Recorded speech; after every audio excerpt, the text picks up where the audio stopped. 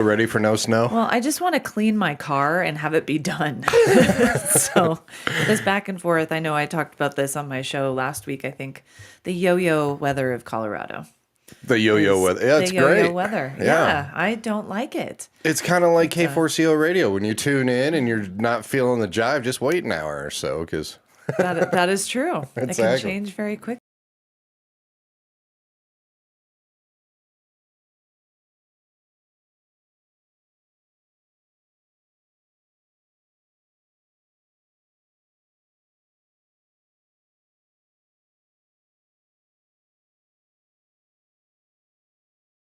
It's a beautiful Sunday. I can't really complain. I got coffee in hand and we got good talk coming.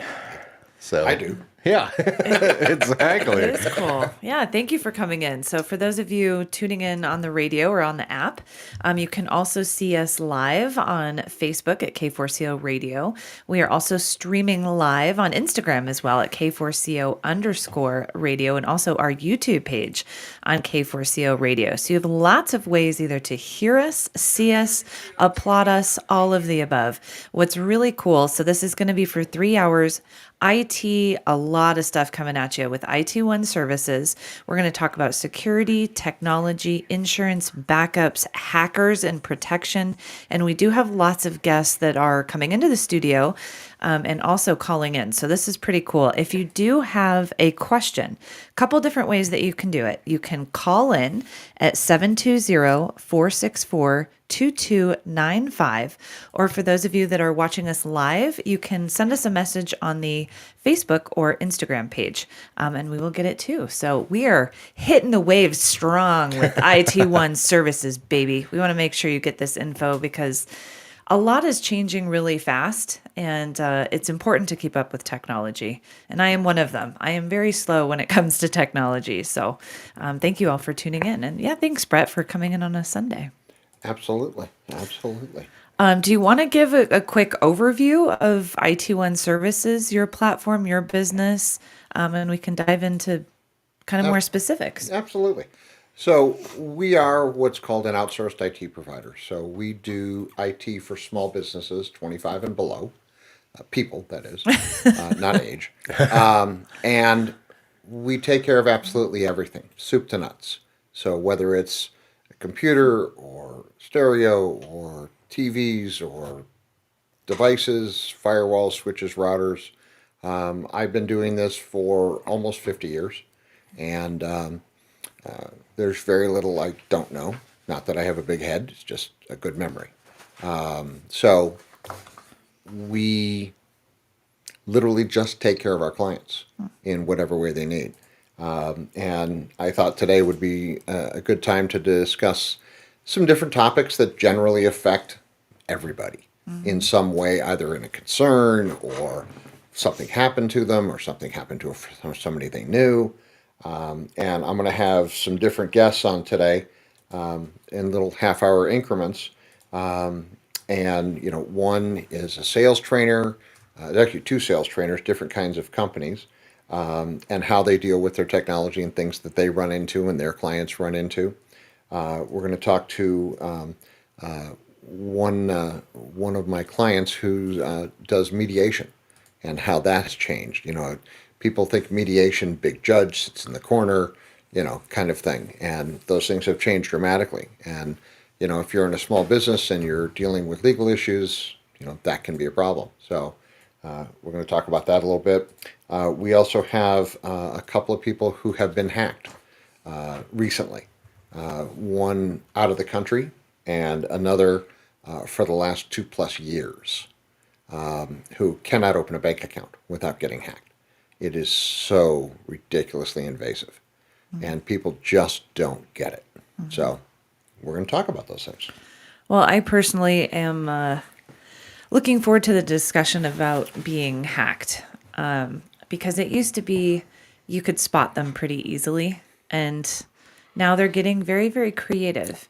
And it's so unfortunate. I got hacked about a year and a half ago, and it does. 5 minutes of being hacked destroys your life, and they have everything in it. They just run with it, and it's very hard for them to ever get caught, which is also horrific, it's invading.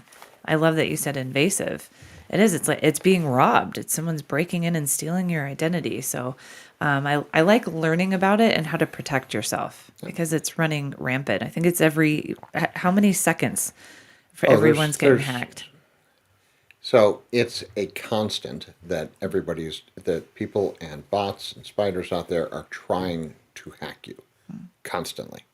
There are specific attacks you can avoid by basic rules, but there's always attempts being made all day long, every day. There's new viruses that come out that are designed to do that.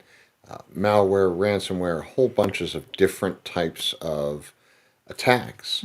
And, there's three basic kinds of attackers. There's state-sponsored, which is other countries trying to control the dialogue. And they'll hack anything they can to do that. Create, multiple people who don't exist, things like that. There's also the 10-year-old who is really good at computers and has just decided he wants to try, or she does. And then the last is criminal organizations, whether they be two people, one person, or, a large group of individuals. They just want to steal your money, and they'll do it any way they can. Yep. It's And pretty they crazy. don't care.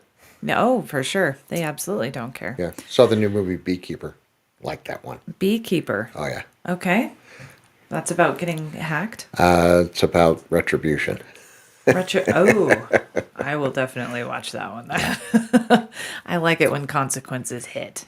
Yeah. Revenge. Well, it's a Jason Statham is the actor in it. Oh, I'm sold. That you just should have led with that. Yeah, lots and lots of consequences. Okay, I'm done. I'm sold. Is it out streaming? We can talk about Jason Statham for like a half an hour if you. There you go. Sure. Okay.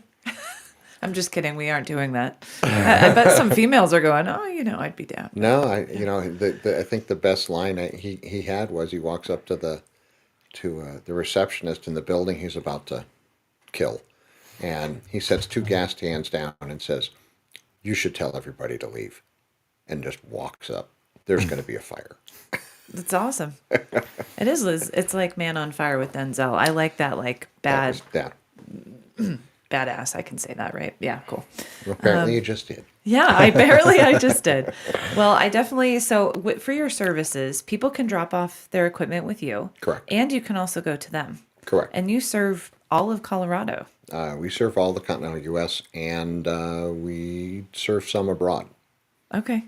That's amazing. Yeah, you're everywhere. Because everyone has, if you have a phone, which I know you do, if you have a computer, I know you do. It's how people are listening to us. So, you need to definitely make sure. And we'll get into all of this. I like that we're going to cover a whole bunch of stuff because it's very woven.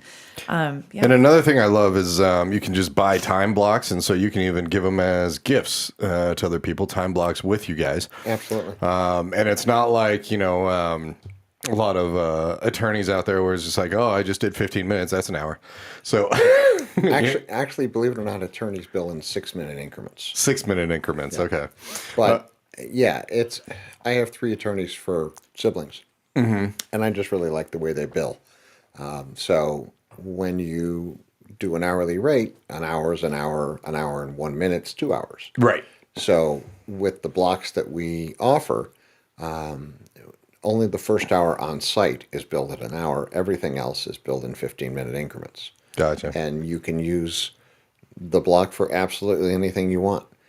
You can use it for time. You can use it for hardware. You can use it for buying a washing machine that blew up. It doesn't matter to me. It's just the benefit to the clients is very simple. They get a discount, and the block lasts forever. It doesn't go away after a year. Mm-hmm. And they get a discount. And the benefit to us is I don't have to chase anybody. Right. And they are paying for your time right there. If you're tuning in right now, so you can always type in any questions into the comments section and we can get to them. If by some chance it's more, I guess, complicated or something like that, we can always have Brett or someone with IT1 Services reach out to you. and just send us your information so that we can answer that. So Brett kind of has a show scheduled here. We're going to have quite a few guests dropping in, which we mentioned. So want to kind of take it away with you, Brett. What are we going to be talking about first here? So I've listed 6 or 7 different topics in general, and I'm just gonna kind of go down the list. We're also going to talk about the things that we offer and why we offer them, and whether they're beneficial to larger, smaller organizations, and how they can be useful or not. Right. So we're going to talk a little bit about security. We're going to talk about technology in general. The fight between Apple and Android, for instance. We fight about that a lot. Yes, we do.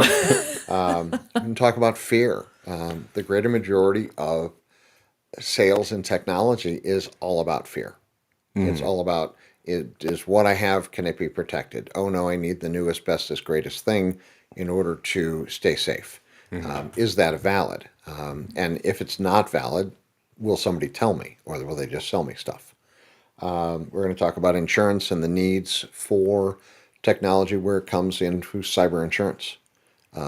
Businesses who deal with information, lawyers, doctors, Indian chiefs, need to protect the data that they have, and they need to be insured against those kinds of things. And without the right technology, the insurance companies will either charge both legs instead of an arm and a leg, or they won't cover you at all. We're also going to talk about backups. This is one of my favorite topics because people never back up enough, and it's always, I should have done that kind of thing. And one thing about backups, real quick, you said you always have to test your backups, and you've run into a lot of this with your clients before, where the backups were never tested and they weren't working.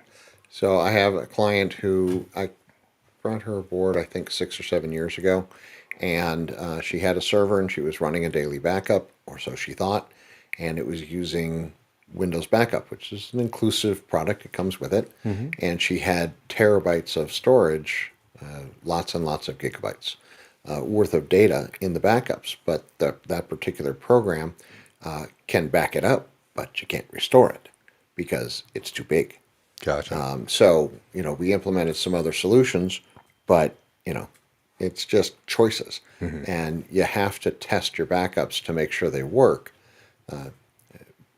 Back up an innocuous piece of data, a text file, and then restore it elsewhere just to test. That kind of thing. Gotcha. Because if you don't, then you run into another situation I had once where a client had a server, and in the server were 4 hard drives that were redundant, and they had 2 external hard drives and a cloud backup. 3 of the 4 drives died, which made the data there unavailable. Somebody at some point had unplugged or moved the external drives, and we ran into where we actually had a backup. We had 90 gigabytes worth of data. This is 8 years ago, so speeds were not what they are today. And it took 3 days to download that data to a new server. Wow. But we had them back up Monday morning. So redundancy is a big thing. Oh, it's very, very true. I never thought about, to echo Josh's point, I never thought about testing the backup. I assumed this is going to work. Yeah, you plug it in, you start downloading, and boom. Yeah, there was a movie that I liked. Lawrence Fishburne was in it, and he said, "You never make assumptions. It makes an ass out of you and umption." And an umption, I like that. Yeah, sorry, hope I Nice. didn't say a bad word there. No, No, it's not all at all. good. We are not FCC regulated, so if one Yeah. slips out, There you go. So we're also going to talk about hacking and what that means in English, and how you can protect yourself, and what you can do if you are hacked, and what the reality of protections out there that tout themselves as protections are. And then just generally marketing and technology and how those things have changed. It used to be websites and SEO, search engine optimization, which has mostly gone by the wayside. If you go to Google and you search for something, you either have an AI-based Copilot or something else saying, this is the answer to your question, or you have a bunch of ads, and then way further down you have links to different sites and such. And unless you want to pay a substantial amount of money, you're not getting anywhere near those things. So what used to be a good form of advertising is not, or is not, in my opinion. All of this stuff is in my opinion. So, It's good to have that little asterisk. the The views that are said today are whatever just that don't. little, yeah. I saw a thing. He was talking about the Tesla car, I think, and at the beginning of it, he had "Don't sue me, don't sue me, don't sue me" all over in graphics on the video, and he says, "You can sue me, but I don't have anything for you." Right. This is just my opinion. Yeah, that's it. Nice. So, And I definitely like your opinion because you have over 40 years. I mean, you were starting with computers in the military before computers were even a household thing, right? earlier, Earlier. high school. High school. So what made you really fall in love with computer information technology? I would say that I get to resolve issues for people that can't resolve it themselves, or it's going to take too much time for them to resolve it. And I get paid well to do what I would do for a living. Excuse me. I get paid well to do what I do for a living, what I would do for free if I had the cash. Right. So, I get to wake up and fix people's stuff and go out and ride my motorcycle. It's good to do what you love. Yeah. Makes the days go by much faster. I think. I was going to say, I don't know if that's necessarily a good thing. I think it is. I love what I do, and I don't dread waking up, and I'm not always I just checking. meant the days going by faster. Oh, well, yeah. I'd like to invent a time machine. You're good with IT. Can you get that done for me? I need a hot tub. I can arrange that too, like the hot tub time machine. Cool. Best way to travel. I like it. Well, all right. Well, let's talk about unless you have some more stuff to do, let's talk about the first guest that's going to be coming in here in a little while and what we can expect from that. Sure. So the first guest we're going to have is Cheryl Burgett. She owns a company called, sorry, now my brain just turned off. Mine does that all the time. It's all good. Okay, I can't remember it's- right now. It'll come back to me in a second. Sorry. It's No. the joys of getting older. Exactly. Your Sales Genius is the name of her company. And she does sales training and helps companies grow. But technology has greatly changed in that topic in that time. So she's going to talk a little bit about how that's changed. It used to be, the sales trainer would come into your office and set up a PowerPoint and you'd have 20 people sitting there. And that simply isn't the way it is anymore. With COVID and, doing a lot of remote things, it's just kind of the way it's gone. So I'm still old fashioned. I like face to face. I like handshakes, and yeah, the COVID kind of messed all of that up for me. So I agree wholeheartedly. I'm a big fan of looking somebody in the eye and, having a conversation. exactly. I do have actually a question that I was curious about if you knew about. So because I used to be in the financial world, and so of course we'd always see people come in with scams. You've won the Canadian lottery, and you'd be like, well, have you ever been to Canada? No, but okay, then you didn't win. But you also, emails just don't stop. That's one thing that's always going to be there. And there used to be a lot of different typos and misspellings and all that stuff to blatantly just say, yeah, this is wrong. Still are. Yeah, still are, but there's some real good ones too. I mean, but yeah, a lot of times if you just look at it, it's just like, yeah, this is wrong. But question one is, I have heard that simply opening an email can leave you open to You can get hacked. yeah. If you don't have the appropriate protections in place, simply opening an email or going to a website and clicking on a link, or even just going to a website, can in fact infect you. So people, the most obvious ones are you go to a Google site and you search for something and you click on it and you now get sirens and big screens flashing. Don't turn your computer off. Call us, give us money, and we'll fix you. That kind of thing.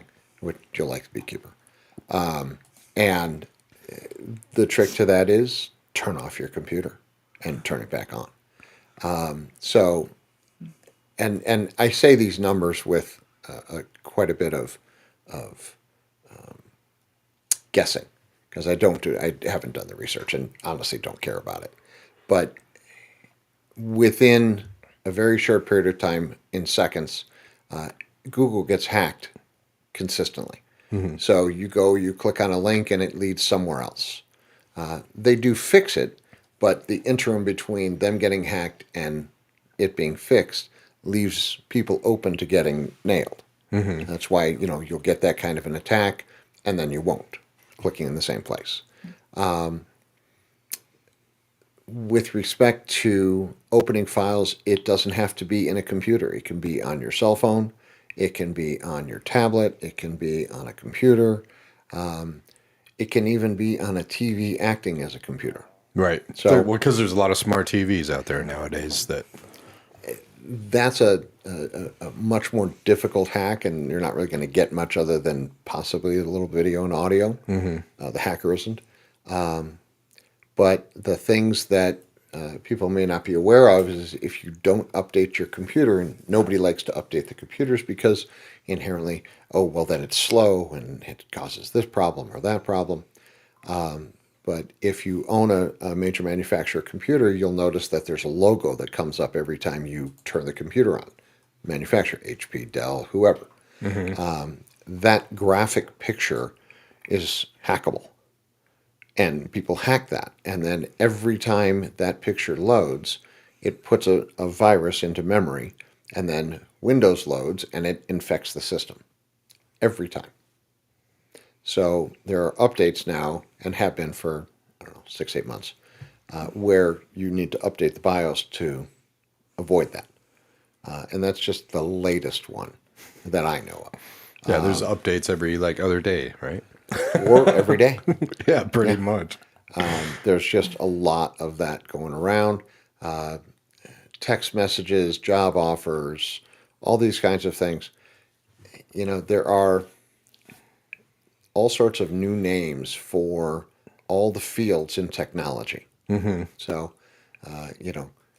I've been the IT director for 2 national firms, and that title has changed over the decades from one thing to another. And the rules around security have stayed the same, though now cybersecurity is an incredible field that everybody says they want to get into, and then they realize, oh, everybody's already in it. It's saturated. But the reality is if you follow the basic rules, your chances of getting hacked are incredibly minimal. If you don't know who it's from, delete it. If you know who it's from but you don't know what it's about, delete it. If you go to a website and it does something stupid, turn off your computer. Turn it back on. I give my clients 2 rules. The first one is to breathe, because inherently when something happens to your computer, everybody holds their breath. And it's just human nature. And the second is to call me before you spend a whole bunch of time getting frustrated trying to fix something that isn't in your wheelhouse to fix. Right. But you're a smart individual, you're intelligent, you're equipped, you can do things, and it just seems like it should be straightforward. Right. It rarely is. You had a problem with your mic this morning on a computer. Why would you think that the mic just wouldn't be available? Because it isn't, because it was in use. But none of the errors that showed up before you handed me the computer said, hey, the mic's in use, turn that off. Right. So I thought I was just getting hacked by China. So always a possibility. It's good to troubleshoot and to breathe. and to breathe, exactly. yeah. It's funny how you say also if you don't know who it is or anything like that. A lot lately, I don't know about a lot of our listeners. I'm sure a lot of our listeners that you just get a random text message. Are you okay? No. Or Delete it. yeah. And how is it that a text message can leave you open to being hacked? Either in giving away information that So you somebody can willingly text. Yeah, somebody says, so build trust. I get messages all the time that says, hey, how you doing, Brett? Yeah. And, my answer is always, who is this? And a lot of people will just go, oh, I'm fine, that kind of thing. But it's almost always Chinese state sponsored. It's rarely anything other than Chinese or Russia state sponsored. And it is always looking to gain information about you, your whereabouts, your habits, your whatever, or a lot of them will try to, I did it a couple of times when I was, bored, and they wanted me to start, doing Bitcoin and what are my investments, and I said, well, I invest in moon rocks, and they went, what? So a lot of it is really them just trying to get information from you voluntarily, Or to give you links to go somewhere Links to to go try somewhere. something, and in sales, it's all about building a rapport, building trust, and that is true of all the hackers. That's their goal, is to build trust enough that they can steal your stuff. right? Again, beekeeper. Okay. Yeah. I know. I had a listener actually say it's a really good movie, so Yeah. I'm looking forward to it. The cat and mouse game is really annoying because you always try and keep ahead of it, but you can't. It's they're well versed in, of course, everything in IT as well. So No, they're really not. oh, they aren't. No, I think you'd have to be kind of smart to hack. Well, you have to know a certain quantity of tools. And you can get those tools for free because smart people make them and sell them on the dark web, which is just a place.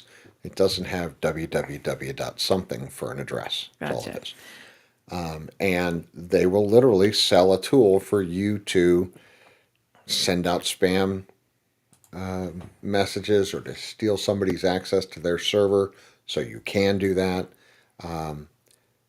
If they were that smart, they would learn English or hire somebody who understands phonetics. And, when you get a mail, or a text that says, you be great in the U.S. without the, okay, Right, well, sure. obviously the English is not your first language. Right. You can tell you it's know. more of a bot. Well, but if they were that smart, they'd just hire somebody. That's Right. true.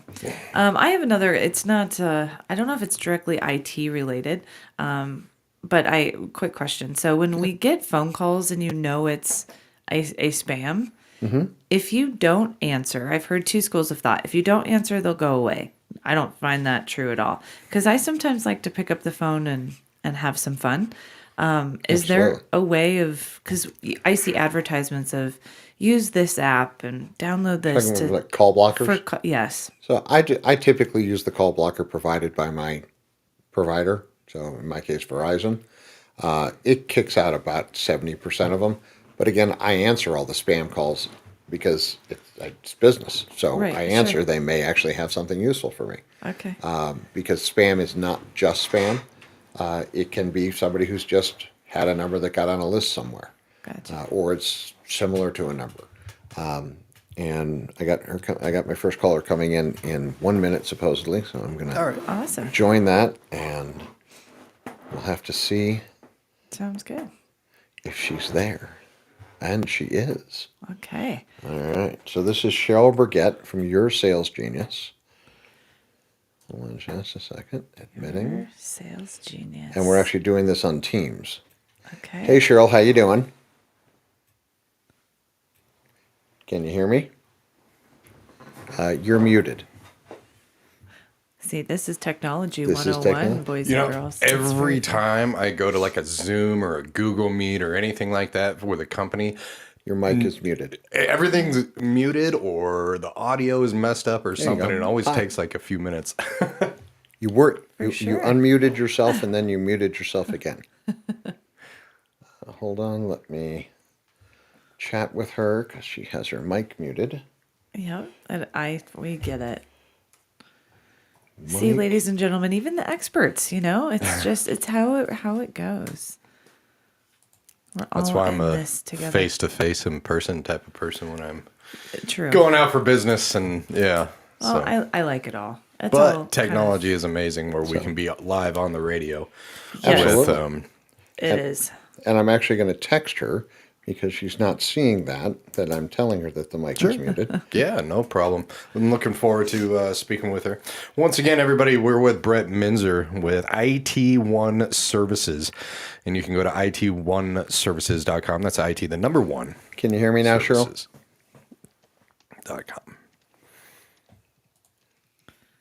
Can you hear me? Can you hear me? Okay, I can't hear you. We'll get it figured out. Yep. Yeah, it's pretty interesting. I like the new technology with AI coming out and being here. It was pretty. It's a necessary evil, It's going to be fun. but it was really nice. I went on my mail server to type an email last week, and boom, it was just written for me. I'm like, well, that was kind of nice, actually. I don't have to do It any gave work. my brain a little bit of a break, you know. But I mean, man, these kids you hear me today now? are not going to understand what it's like to go to a library and Can you hear me? do actual research for 2 days to write a You book. can hear me now? You just have to. Okay, Oh, there you go. okay. I And think there's we hear Cheryl. you. Hey, Cheryl. How you doing? How are you? Great. How are you? I'm well.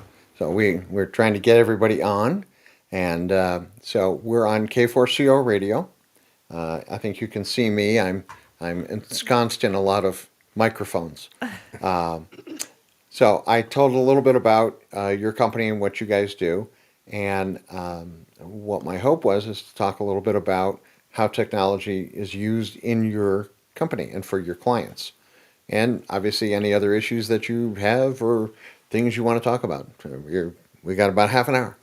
So Okay, great. Great. So, uh, one of the things that I'm seeing today is that, without technology, are at a disadvantage to everyone else. That's how I would start out, is saying that if you aren't up to date and working with someone who is moving forward with, even with AI, as much as people love and hate it, they have a love-hate relationship with it. It is definitely here to stay and not going anywhere. So how do you utilize that to your effectiveness? I hired someone for that. Good. Because I'm not going to dive in and it's not my expertise. But yeah, that's definitely, I'm sure you're talking a lot about that today and hearing everybody bring that up. And I don't know your opinion about it, but it still comes down to human interaction and relationship building. There's so many choices out there today that people can go online and find any details they want, but it still comes down to trust, integrity, and thinking that someone can get the job done or believing that someone can get the job done. So, and solving their problem. yeah, I actually am not a fan of AI. If you want to use it in the background to enhance an application or something, fine. But to write your documents or to, do your communications for you, I've seen Idiocracy and it's coming. So, never seen I Idiocracy agree either? with you. Oh, I have completely. Oh my gosh. Like Yeah. even I think it's a necessary tool. And Cheryl, to your point, that I'm Sarah, by the way. I'm over at K4CO Radio. Thank you for joining. And I agree, AI is here to stay, and it's a tool if it's used properly and respectfully. But yeah, I see a lot of emails that come my way that are definitely AI generated. It still needs to be human proofed. So there's still misspellings, grammatical errors, and you lose the component of being a human. It sounds a little robotic in a lot of ways. So I agree that it is here to stay. And someone summed it up a couple weeks ago that said it really nice. If you avoid it and learn nothing about it, think of where you're going to be in 6 months or a year.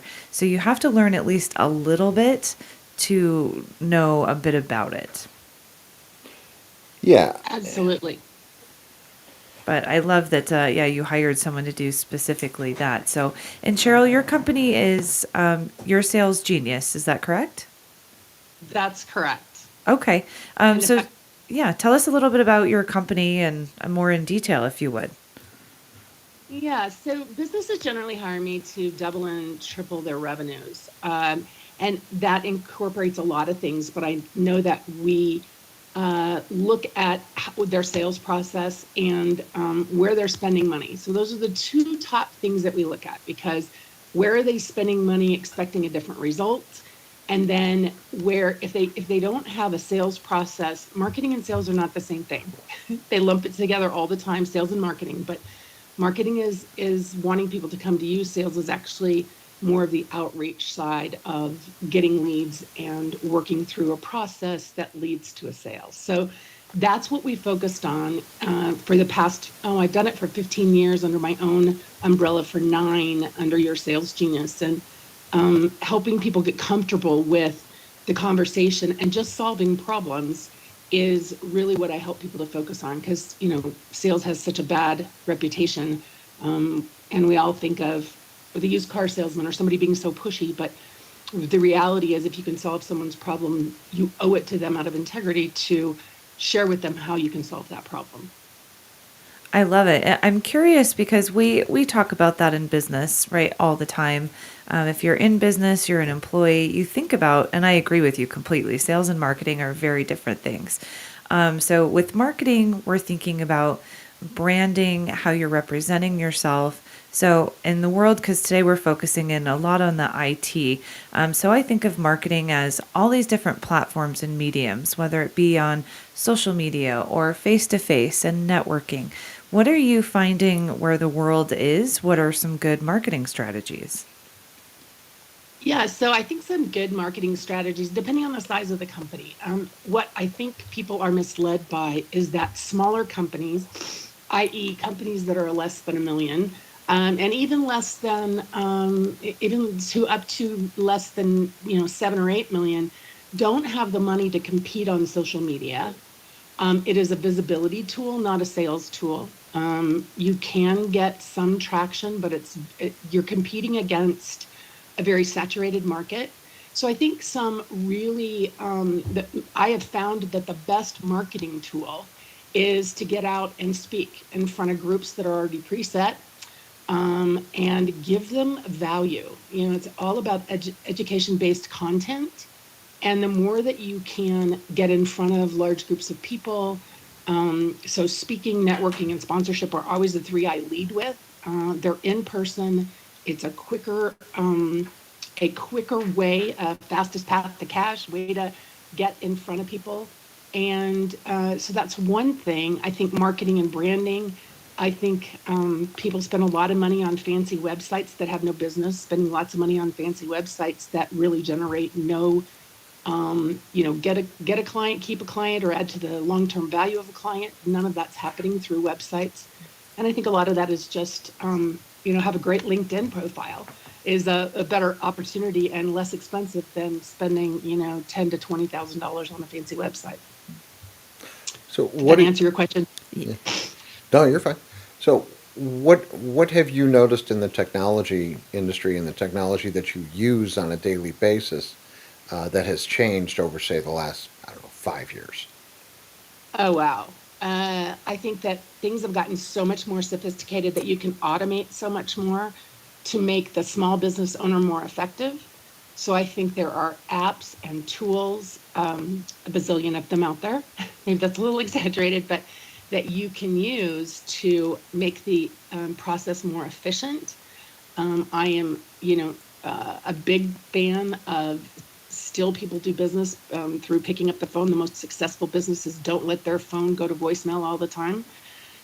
So the phone, while it's become really fancy over time, and we know who's calling, we still need to use that as one of our primary sources, whether it's a text or a phone call. I think the other thing that I've seen is the integration of softwares, from a CRM, which is the contact relationship management system, that integrates with a lot of other types of systems, so that it can be kind of one-stop shopping, or one-stop place where business owners can go and do everything in one space. So the integration of that and making it more effective, to save time, really, that's what you're trying to do, is save time, be more effective, and get to more people. What about in your industry? You specifically dealing with your clients, because I would imagine that has changed dramatically as well. And probably the same for other people in similar industries. Yeah, so I think that I try to keep it simple for my clients, in that not to get too, some are obviously more technically savvy than others. So giving them a choice of different types of softwares that do different things, from the very simple to a little more complicated, where they can go and, like I said, automation is automation not in an AI way, but automation in a follow up and consistency and nurturing and things like that. So it has changed a lot, because back in the day we had one system.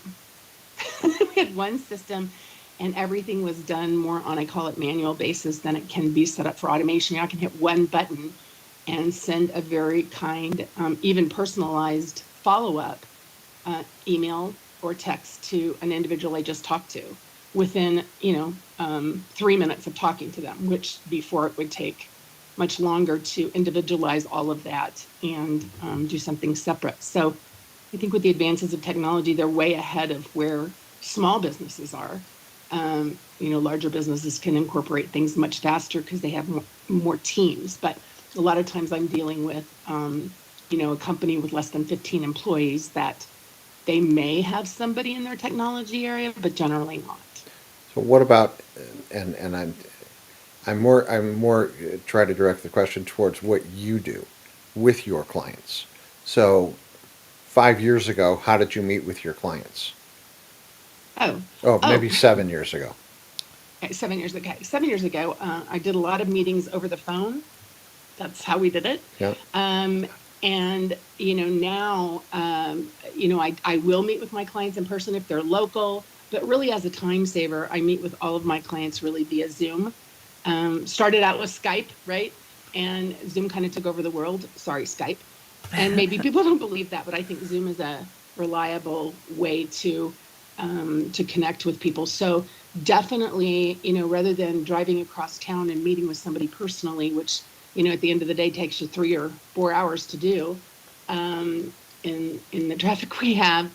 And now you can, have Zoom calls. You could have, 3 or 4 Zoom calls in the time that it would have taken you to meet someone in person. I don't think you really lose any connection when I'm working with my clients to coach them and strategize with them. I think it's efficient.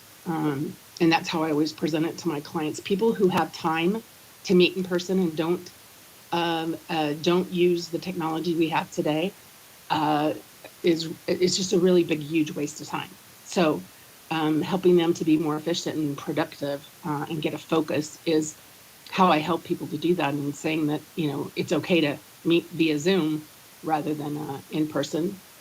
So what? They don't, No, I was just going to say. So what kind of from a technology standpoint, do your clients ever say to you, "I'm sorry, I can't do that. My technology is not working," or "I really wish I could do that, but um, you know, what do I do? How do I do that?" And what is your answer to those things? So if you want me to be completely honest, if Yes. somebody Yes, doesn't know please. do something technology wise, I say call Brett. Oh, that's awesome. But one of the things that I have said to you before is the thing that I have the most utmost respect is that most IT services people know the hardware of a system. And the fact that you know both the hardware, the software, and how it all links together, your vast breadth of knowledge helps any of my clients, anybody I've ever referred or sent to you, helps them understand back and forth what can be done, and it's seamless. And the speed in which you get to people to help them through any, usually it's a crisis when we call you, but to help them get through. Right. So you're not only educational, and you keep up on the trends and what's out there. You have both the hardware knowledge and the software knowledge, and we don't spend a lot of time figuring out what it is, you generally know right off the bat it's one of two or three things, and we can eliminate those quickly and get to the solution. For sure. Cheryl, I had a listener actually, and this is about a three-part, so hopefully we can weed through this. So Okay. the Love complicated question is, questions. no, it's not. She's going to nail it. How has the process of creating prospect databases changed over the past decade? So kind of getting more into that. So where do we get names, addresses, and lists? And what's the best way to reach out to these prospects to qualify them? So if I can hit on the list part for a second. So you used to be able to buy a list just from the state or the city. Right. Those lists are basically businesses in business who have not gone out of business according to the state registrar. Those are available, but they are not managed. Nobody's checked those lists. Nobody's, done anything to verify any information. So it's a lot of wasted time going through those, and you get a lot of dead leads. Companies like Dun& Bradstreet do lists. There are lots of list companies out there who will sell you leads from a dime a piece to $1 or $2 a piece. I'm a big fan of not paying $2 a lead because you're going to buy thousands of them, and they would really like you to buy them consistently because their idea of a client is somebody who buys thousands of leads a month. So lead generation, I used to be a big fan of cold calling. When cold calling was 3% return, it was a nice way to do business. You'd start off a contact and then meet and so on and so forth. But now I think it's at 0.03, if that, and mainly because the rise of stupid dialers and people from other countries who obviously don't speak English well, making the assumption that they're Bob from California. Those kinds of things have kind of killed that end of the industry. CRMs, there's multiple companies that make them and lots of different products to use. I think Cheryl can pretty much use any of those products or help the client to use any of those products. Everything from Salesforce to Microsoft to 1,000 Zohos and so on and so forth that are all web-based. They've been in business a couple, 3, 4 years, and now they are, quote unquote, in their opinion, the leader. Or Salesforce that you can pay, almost $1,000 a user per year and get exactly the same thing or something similar. How editable, something for me in a CRM that was very important is that it be able to use a dialer that is part of a web-based product. So for instance, we're a Microsoft house, so we use Teams, and I'm not going to bang Zoom today, but yeah, I know, but we use Teams, and the dialer is through the computer. So 90% of the CRMs that are out there will not allow that for creating a call. So you can't create a call, log the call, put a recording in, do those things in 90% of the CRM products out there. There are a couple, some are incredibly expensive, some are not. But it's choice. And the manufacturers make their choice in what products they want to support in hopes that, that makes them money and makes their clients money. But the actual manufacturer you choose is just a choice by you for a tool. Everybody's tools are different. Everybody's tools are just as beneficial as everybody else's tools.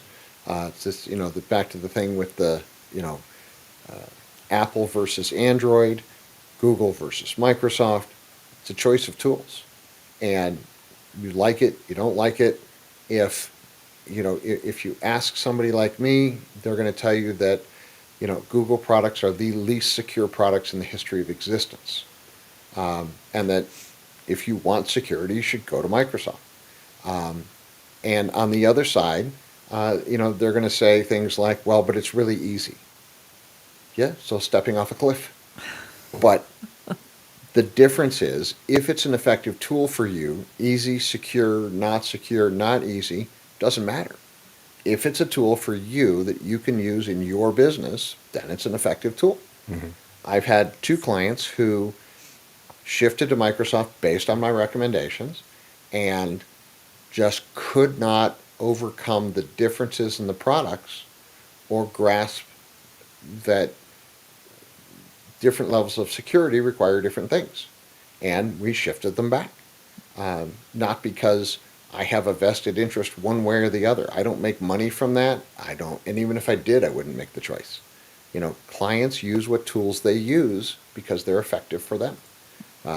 Some people live and die on an Apple product and despise anything not Apple. Same thing with Android. You know, oh my God, I like my Samsung, but you know, if I have a Samsung, I don't have my Motorola processor. Da, da, da, da, da, da. You know, all of those things. It's just a tool, and if the tool works for you, the tool works for you. Very true. Thank you, Brett. Cheryl, what is your your feel on that? Yeah, so I think 15 years ago, buying list was probably a good option for a lot of people to grow their lead list. I think today they're less effective. I don't encourage my clients to buy lists unless they're buying it for a direct mail piece. Direct mail has all of a sudden, with a very effective ROI, has come back. Getting something in the mail that's succinct and answers a problem that they have. Whether they are a today buyer or a future, you stick it on your refrigerator and there you got something. So I'm not a fan of list buying. The way that I think that the best way to lead generate is to, go out and go to places where your ideal client is, speaking in front of them, getting it on as many stages as you can, sponsoring events where your ideal client is, and then also having an opportunity to speak in front of that. So for conferences and things like that, networking is it takes a little longer, but I do believe getting out there, having conversations with people, being concise in your message is the best way to build lead generation. You know, the quality of leads in that situation goes up dramatically, and so does your time. Dramatically, even though it takes time to speak and it takes time to go to networking events and sponsorships, the quality of leads, if done right, and that's a lot of the things is people don't do them right. I hear things all the time like, you know, I was a member of that group for a whole year and I got nothing. Well, it's not about getting something. It's about what do you choose to go in and create. Because I always believe people are in charge of their own, destiny is not the right word, but their own results. I tell my clients, you're 100% responsible for the results you get. So that's, it sounds a little old school, but I don't think that people, I can't tell you how many spam things that I get from people filling out a contact form or things like that about them trying to sell me something. And it's just really, it just puts it turns me off from the get-go. And I'm all about sales. So I say, pick up your phone if it's not ringing, and pick it up if it is. So I think that's still the most effective way. Well, I wholeheartedly agree. Thank you, Cheryl. Yeah, we've thought about that, of course. This is my 4th grassroots, and it is, I love the networking piece, getting in front of people. We're a part of 2 chambers. I am a public speaker, and it's also, how are you representing yourself? Like what you said, what you say is, what is your company? What do you stand for? How are you marketing? How are you branding?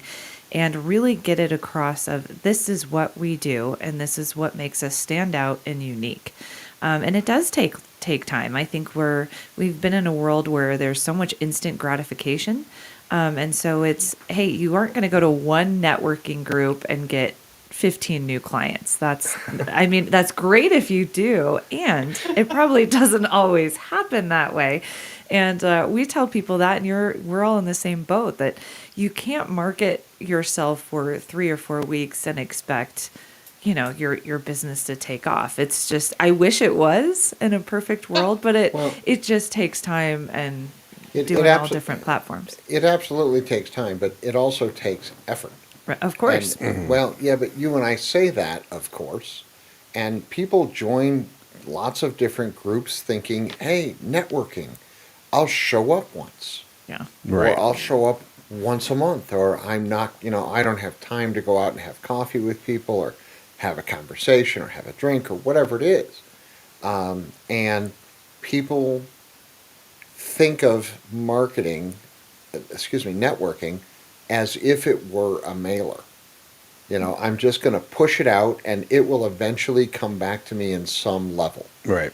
And the reality is, networking is all about a constant pushing, a reminding of who we are and what we do and how not only can we help, but how we can help other people in those groups. You know, my marketing is strictly through networking. I don't spend money on anything. This is the only type of marketing I've spent money on in 5 years. And it's because it gives me an alternative way of networking, of people hearing me, of connecting, of being able to ask a question or things like that. So, For sure. And it does take time. Thank you for saying that. I run into a lot of people with the different networking groups I'm in saying, well, I've shown up 4 times last year. I'm like, okay. Did you get anything from that? Like, do you know people? Because it's the relationship building yep. takes time. I need to see a person, 7 to 10 times and go, oh yeah, like explain to me again what you do. And if I see you multiple times in a month, I start to get to know your personality, how you represent yourself, your community, what are you doing in the community, what other programs are you involved in. So it definitely is full encompassing. It can take me 2 years to recognize somebody's name. Oh, for sure. So, names. Hey, bud, yes, sir, you, buddy, what's going on? Those are my fallbacks. Oh, I love it. Well, Cheryl, thank you again. Is there anything that you wanted to say before we sign off? No, I just want to say, Sarah, thanks for having me on, and also Brett, the resilience of and persistency that it takes and requires to grow a business is much more difficult than people think. The saturation in the market is much greater with social media and everything that we have available to us today. So it's replaced door knocking basically, and right. Who would door knock today? But it's the resiliency. It's roofers. You're right. And the other thing is that it takes time, and if you want easy, get a job. Yeah, don't do something on your own. Yeah, work for somebody else. Exactly. Yeah, that's one of the biggest lies I think ever is it's going to be so fun, and you get to create your own schedule, and then you get in it, and you go, oh man, like it's a lie people tell themselves. Yeah. Nobody needs. GoDaddy said that, and that's the only company I've ever heard said, yeah, go into business for yourself, get a domain, you'll be successful. The only company I've ever heard use that, and I think they got so much feedback that they just went, no, we're not going to say that again. Or it'd apparently be really easy if you come out with the pet rock. Exactly. Or the mood ring. Yeah. The mood ring. Well, thank you so much. I so appreciate being on today. Thank you I very appreciate you taking Yeah. the time, Cheryl. Thank you very much. Ladies and gentlemen, that was Cheryl. And go for it. I was just going to say with your sales genius. Your sales genius. Yeah, thank you.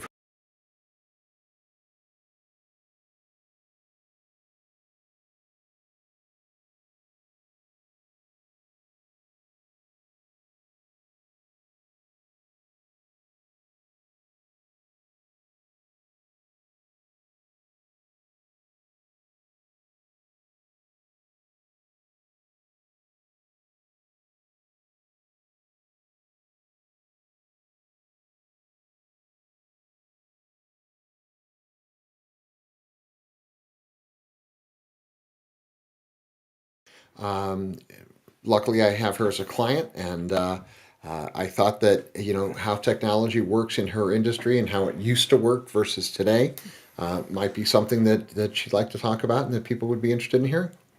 Okay, thanks. I feel like I'm on WKRP in Cincinnati. Yes. Oh, we talk about that a lot. Do you? We're in good company. Okay, Yes. well, if those young people out there don't know what that is, you'll have to Google it. But anyway, so Les Nessman. my name is Michelle, and I am a mediation professional.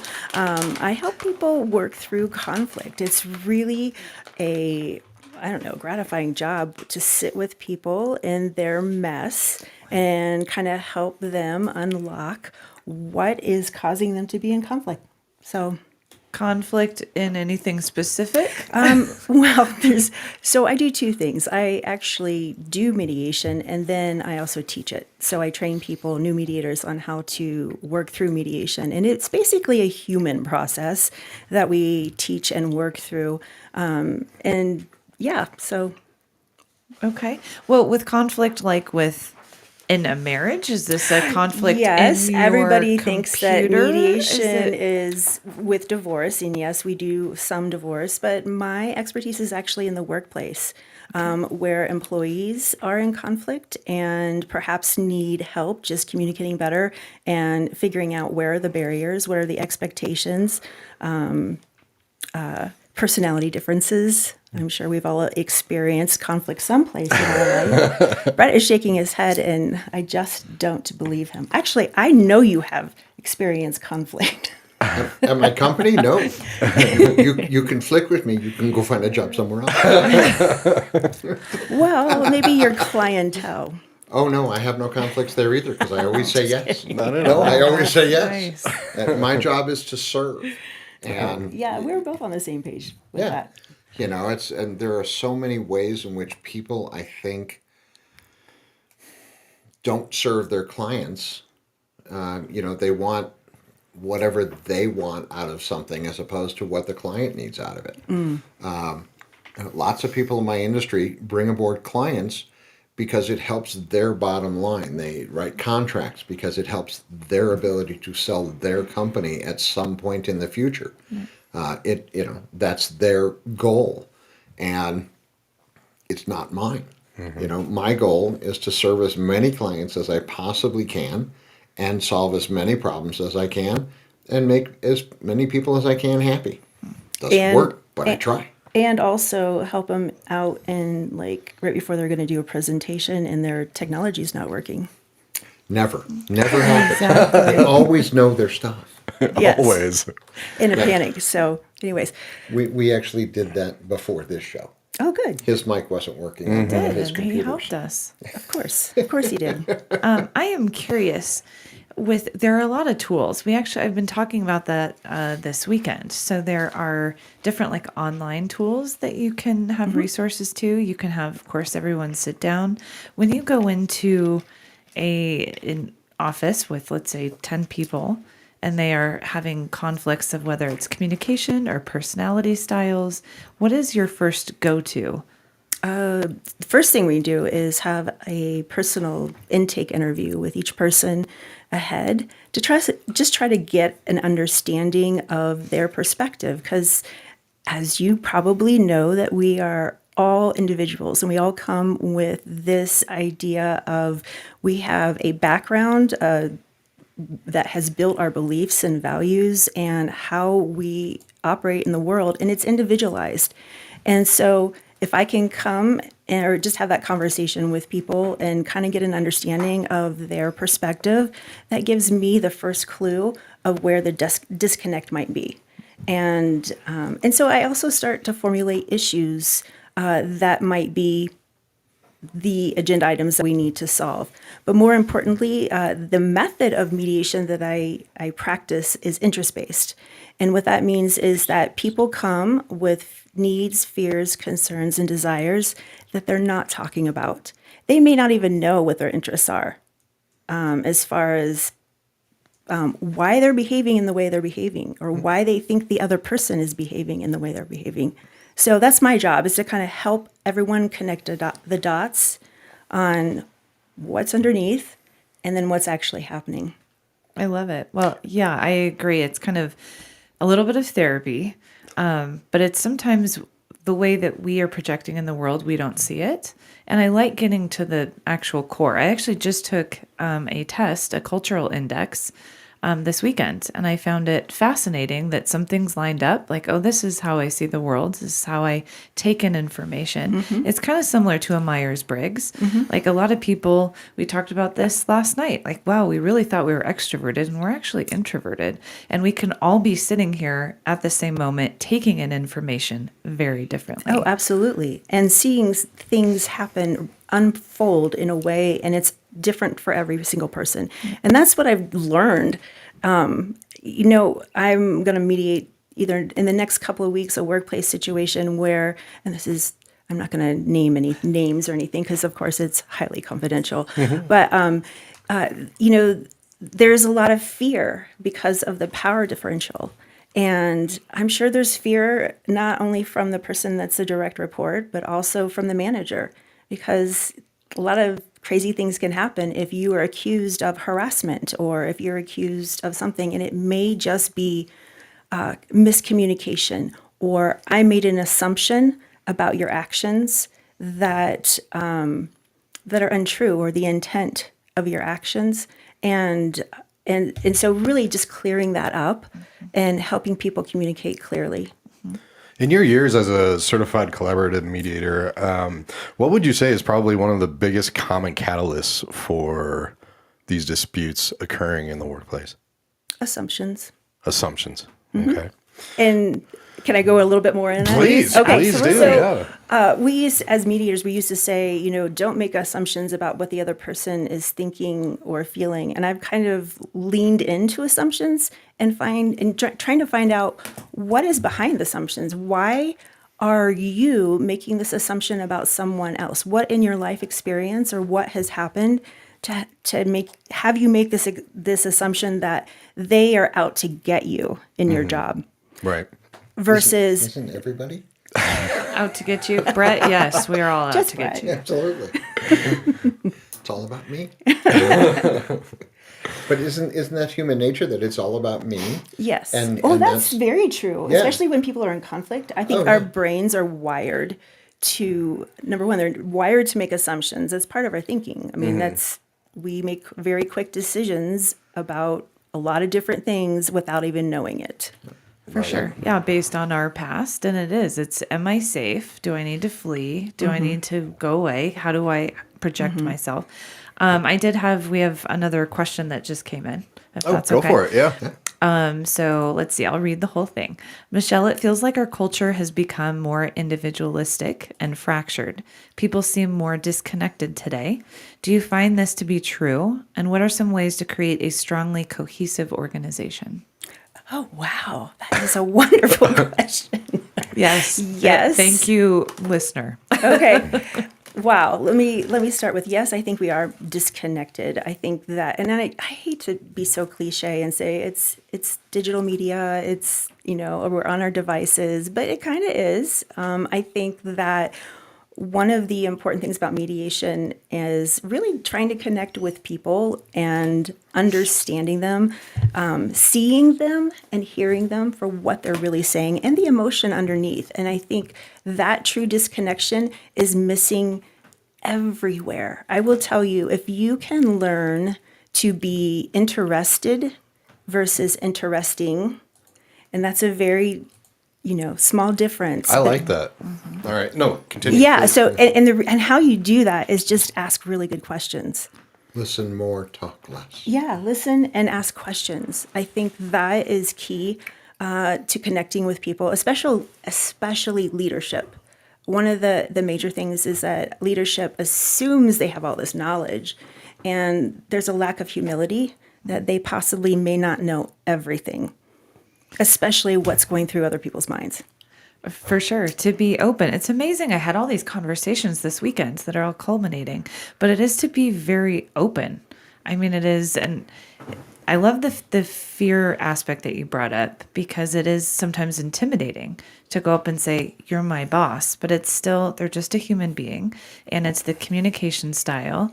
But it is to be open and gather information and be respectful with everyone, no matter what you're doing in the organization, because to me, it's all a team effort.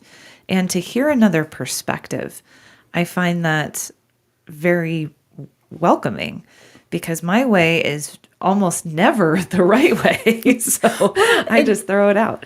I think there are pieces of your way that are important, and there are pieces of your way that are important. And even Brett has some good ideas every now and then. Every once in a while, he's got a little nugget. Never.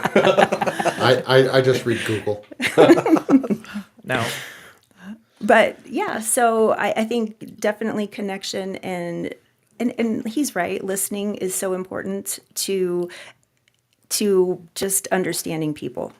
I agree, to be engaged. We were at a public speaking conference last week or the week before, and I went up to her and she was talking to someone else and very engaged. And she did the same thing when she talked to me. It truly was, she was so present. And everything that I was saying, I found it just fascinating. Because, like you said, in today's world, we're listening to our dings and see, look at that, man, on cue. And it is so much social media. Even my kiddo who's in kindergarten, they specifically have classes to say, you're going to go outside and talk to someone and look at them and interact with somebody outside, because it is so much on their devices. Because the one-on-one connection, you feel the presence, you have that emotional, mental, all of that connection where you don't on a device. That makes me a little bit happy that they're doing that, and a little bit sad that we actually have to teach the skill of connecting with other human beings. That used to be kind of a natural thing that happened in school, where people would play together and color together and read together, and and that we have to teach our kids that these days. For sure, because there's so much on their iPads and the phone. So I think that disconnect, and now you have the anxiety and the depression that is coming out of that, which is a very true thing. And so teaching the one-on-one, how do you connect, which creates the self-confidence, being comfortable in your own skin, and having that I can go up and talk to whoever about what's going on. So it's an interesting world, especially with the kiddos, because I didn't grow up with a device in my hand. So yeah, when my kiddo It comes, was just a regular phone in the house. oh, true, it was exactly. attached, exactly, the long cord. I love those phones. They're amazing. My mom still has one. Lots of my clients still do. So, the other thing is that, and people don't really recognize it, I think, but power and control are great direction points for people. They don't think that they want control of a situation or power over or with someone or whatever, but they do. And, when a boss says, I want you to do something, you may think he said, I'd really like you to do that. Please go do that. But what he heard is, go do that. Shut up. Leave me alone. Tell me when you've got it done. Right. So perception and what people say and what they mean are completely different. Most of the time. I had a boss once who was a former Air Force officer who used to fly in stealth planes. And so he was very short and he was a navigator. And that was one of the requirements. And he came up to about my chin. And one day he looked at me and he said, you need to step off. And this is a very small guy. And he had a big guy syndrome. So I stepped off. And, he wanted to impress upon me a specific fact. Something I had, some clothing I was wearing, I think, was inappropriate at a client. I had just come from California and they were sleeveless shirts. And I scared clients just by being the large person that I am and invading their personal space. For me, it was just, I just did that. But people don't recognize that, or they recognize it in others, but not themselves. So. For sure. I was a dog trainer for 12 years. And so I have am. a dog for you. Yeah, well, you have two. I have, but only one needs training. But it's so true. The second that you walk through that door, they have the dog knows exactly what energy you're giving off of. And it was like, you can't change the stature of your body. You are who you are. But it's like, how are you representing yourself the second you walk through that door? Because the dog is feeding off your energy. They're looking at what your face is doing, what your body is doing. And all of us are doing the same thing. It's how is this information being presented? And are we safe? We intuitively, I think, know that. It's our biology. But to go back to you for a second, you do that intake kind of interview. Are there other tools for those that are listening that are saying, wow, I'm in a business and I have a breakdown of communication? Are there other resources or tools that you would suggest that they could use? So hire a mediator, of course. Yes. That would be, so I would say if you could really stay curious and talk to the people that are in conflict, asking questions that are not just about the process or the procedure, but what happened that caused, if you're sensing fear, what happened that caused the fear? Why are you there? What happened that you think that this could end up in retaliation of some sort, and really find out what behaviors have happened, and talking with both parties and having them clear up. It was your intention to instill fear with this request or ask, and a lot of times it's not. There could be other things going on in that person's life that could contribute to how that person presented themselves, as far as like maybe they were too, I don't Brusque. know, brusque. Yes. Concrete, direct. Well, I'm direct, and I've been told sometimes that's not a good thing, but I think it's really good. Clear is kind. I try to be more diplomatic than I used to be, but clear is kind, to be very clear about your expectations and why you're doing the things you're doing. I think some people think that they're just doing things to get back at someone, and that's like I would say 95% of the time, it's not what's happening. There's something else going on. They've seen Mean Girls a little bit too much. And I do have a question, because earlier you said it's kind of sad, but it's a good thing that we're teaching kids to communicate and everything right now. Do you notice in all your workplace disputes, union disputes, stuff like that you work with, do you notice a big difference post-pandemic type thing when the underlying root or what has created that disconnect in the workplace? Because I got to think that with a workplace doing a lot of work from home, a lot of Zoom, you can't judge people from Zoom. You can't really, not like you can in person. Right. You cannot see their reactions. You can't see anything like that. Well, here's one thing. You have to be intentional about your relationships when you are working with people. And I have a virtual assistant that lives in Minnesota who can really she's my second brain. And it's because we've been so intentional about our relationship, and when the communication has gone awry, that's right, the mediator sometimes gets it wrong. And I just want you to know, just because I'm a mediator doesn't mean I'm immune to conflict. It's still, I'm a human being, right? We're all Right. human. And so it's really about correcting the course.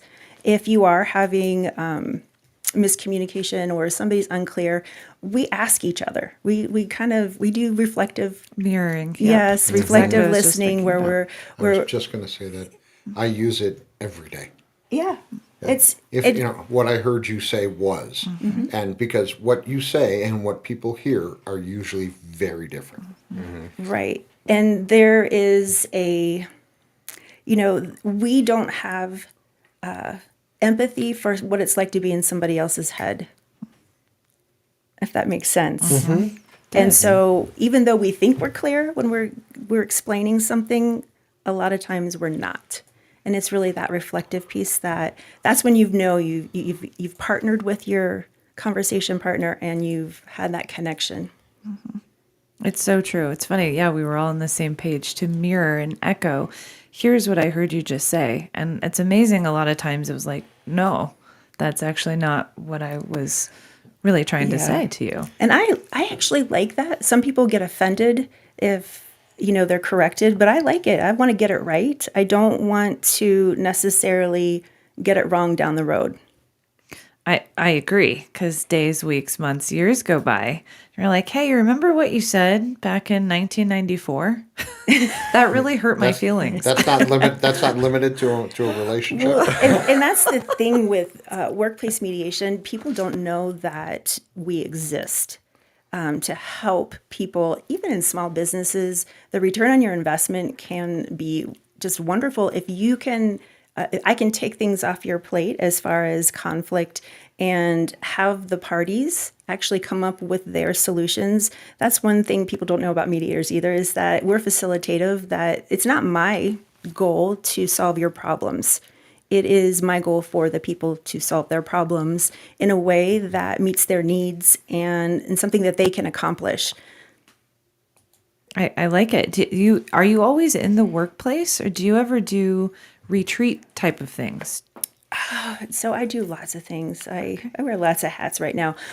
So I am doing kind of a positive culture situation in Colorado Springs with a school district, not for teachers, unfortunately, but with their operations division, where we're working on relationship, we're working on trust, we're working on communication skills, and then we're going to finish out the year 2 parts with conflict, how to manage conflict in your organization. And really, I see conflict, if you have a relationship, you have trust and good communication skills, conflict's going to happen.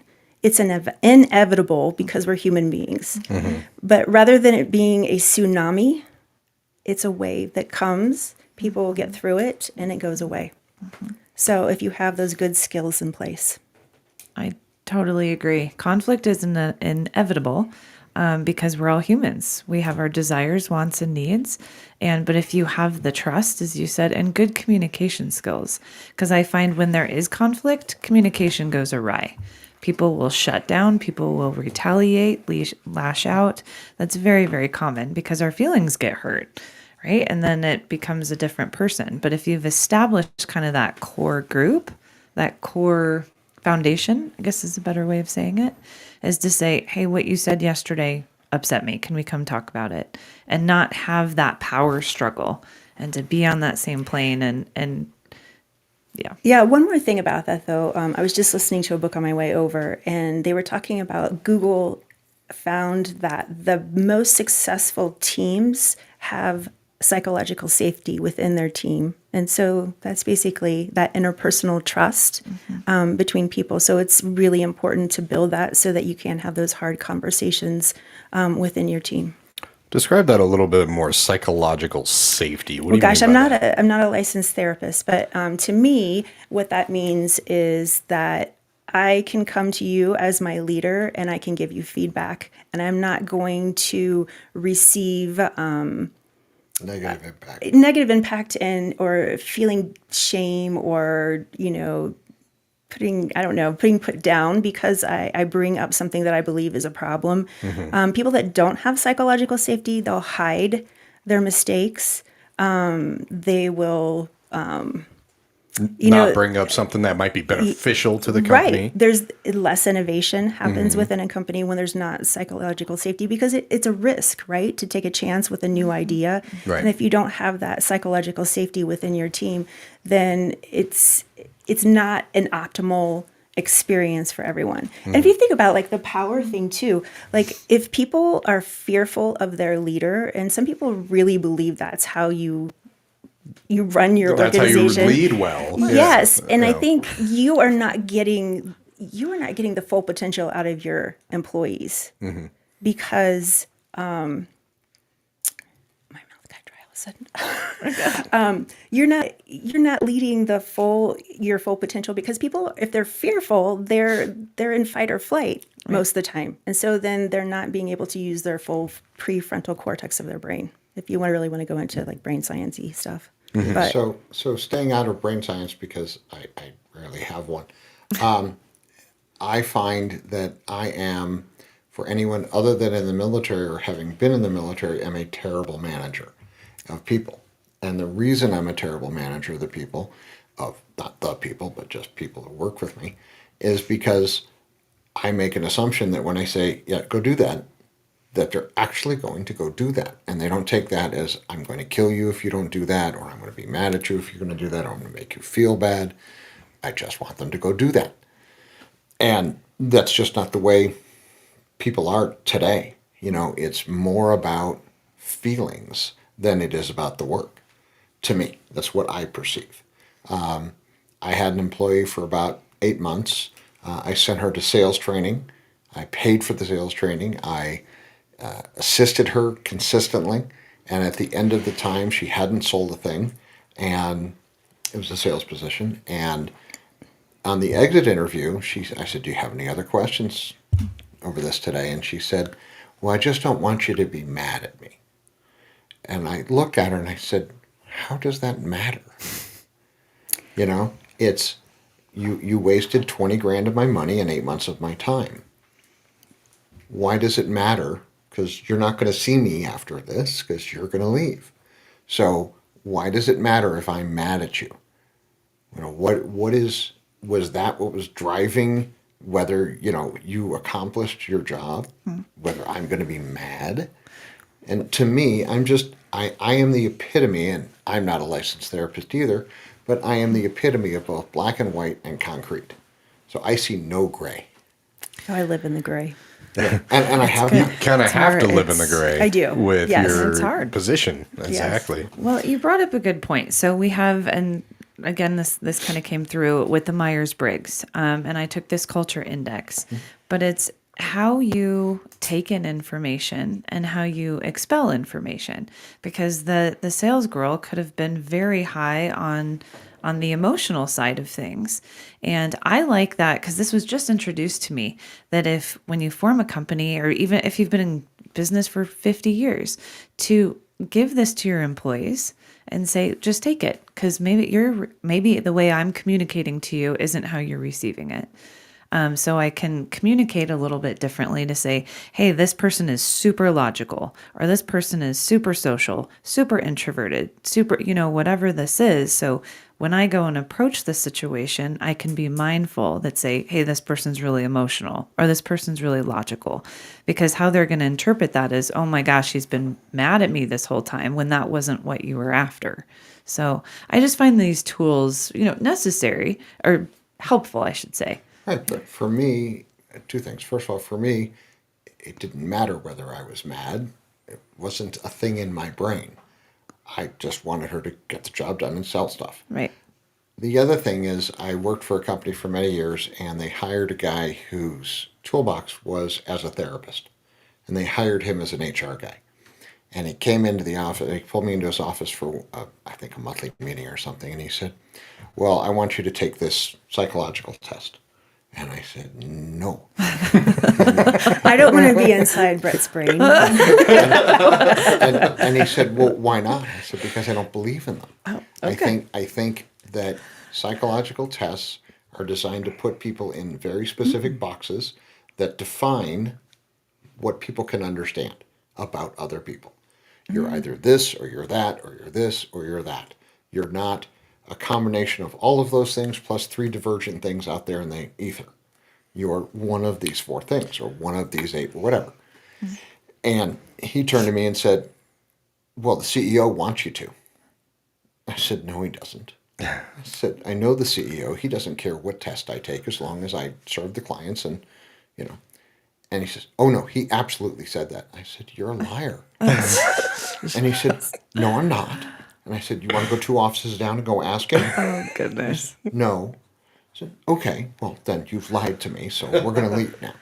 But the point being is that everybody has perceptions, and we view it through our past. His toolbox, his past, was psychological testing and putting people in boxes that said, "You're this, you're this, you're this, and you're that." And that's all he knew to understand how situations worked. And, mine is military. So I make assumptions about people and situations that is rarely true. So I'm going to go out on a limb, Brett, and say you may have missed a gem there, because what was important to her, what I heard you say, is the relationship.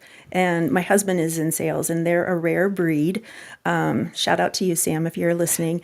But it's about a relationship, and she was concerned about the relationship. But she wasn't concerned about the relationship in the first 30 days, 90 days. She could have 180 been, and days. maybe just didn't voice it. I'm just throwing that out there as an option. And I don't disagree that may have occurred. Are we having But- a little tension here?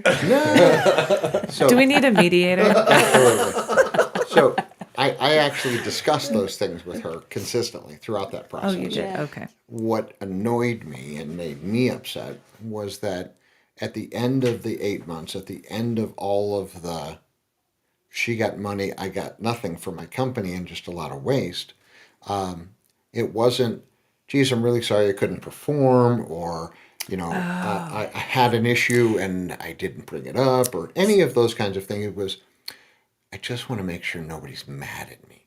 And to me, that's, I think, very prevalent in today's society is Well, we're I not think concerned about the work. We're So here, concerned about this math. is what I'm hearing for you. You wanted to be valued for your contribution and to have some sort of like appreciation for that. Is that or acknowledgement? No. See, I think I know kind of what you're talking about. As an employer, I just want somebody who wants to work. Well, it's and that- if they want to work, then they work. If they don't want to work, they don't work. But it's not my job as their employer to make them feel good. It's my job to provide whatever is needed so they can do their job well. I think what he's talking about, we've gone through a complete shift. We've gone through a complete shift, in my opinion. And my next person is not going to be here today. She couldn't make it. Okay. So if we want to go over a little We bit, can that's go a fine. little over. All right. Michelle, can you stay a little extra? can. Awesome. Great. Josh. Because I've thought about this many times too. It's just like it used to be, you go into work, you do your job. If you don't do your job, you get fired, you get whatever. And then we went into this whole kind of shift where it's, well, what about your employees' feelings? What about, let's have them take this test so we know how to respond to them, how to communicate to them instead of you were hired for this job. This is what you were supposed to do for this job. You didn't do this job. You're fired. Now it's kind of like the boss or the CEOs or the higher ups or the managers or whoever it is has to adapt to their individuals in their job. They have to make sure that they're speaking right to this person and this person and this person. When really, I think, Brett, you're just like, no, this is the job. You come in, you do the job, and then you leave, and that's how you keep your job type thing. And I worked for a company, actually the same company with that guy, but I worked for a company, and for the first 4 years, they said, do this, and I did that, and life was grand, and everybody worked together, and life was fun, and so on and so forth.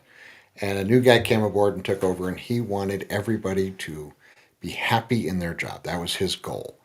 And he said, I want you to pick a topic, a technical topic, to certify in, and we're going to sell that topic so you can be happy doing that. And at the time, I was taking care of small businesses, and I said, I'm taking care of small businesses. That's what I do. Well, we're not going to do that anymore. Okay. Well, what do you want me to certify? Well, I want you to tell me. You're my boss. You tell me what you want me to do. Right. So we went back and forth 4 or 5 times, and I picked something. And 2 months later, he said, "Oh no, we can't sell that. We're going to do something else. Pick something else." So after about 4 times, I said, "Look, here's how it works. You pay me, I work for you. You tell me what to do, I do it. That's how work works." And That's how it used to work. no, that's how work works. I don't know how other things work. Work is a very simple. Okay. I think. Can we we're say on a black and different white page. and concrete again? So I also think that it is a responsibility of the leader to teach people how they receive information, how to build trust with them, what are their expectations around whatever it is. If someone is just telling you, I want you to be happy, that's not going to create No, of course not. psychological safety. But I think it's a give and take. You have to teach your employees what your expectations are, and they also, and it's up to you to learn, about them too. I mean, it's going to be a happier environment if you have a connection with people at work. We spend 8 hours a day, 5 days a week. Well, yeah, you don't count. But anyway, you spend a lot of time at work. But I think that we spend a lot of people with work. And if we want to have some sort of well-being in our life, there has to be some connection there. And there has to be some sort of value, appreciation, and contribution that you matter in this workforce, not that you're just there to collect a paycheck. Right. And in turn, I think that, like I always say, that people do business with people. If they feel valued, if they feel a connection, they'd probably work harder or smarter Well, or you're better. you're gonna get the or- best out of your employees. Right. Yeah, I mean, I give you for instance. So I just brought aboard a new salesperson. Wonderful guy. He's the 30th salesperson that I've hired in 25 years. He's the only one who stayed and shown up to work, and absolutely wonderful. Shows up, does the job, is happy about it, and in turn, I give him whatever support, either tools or functions or whatever, to make that happen. And that includes being able to have a conversation and so on and so forth, and teach sales and things like that.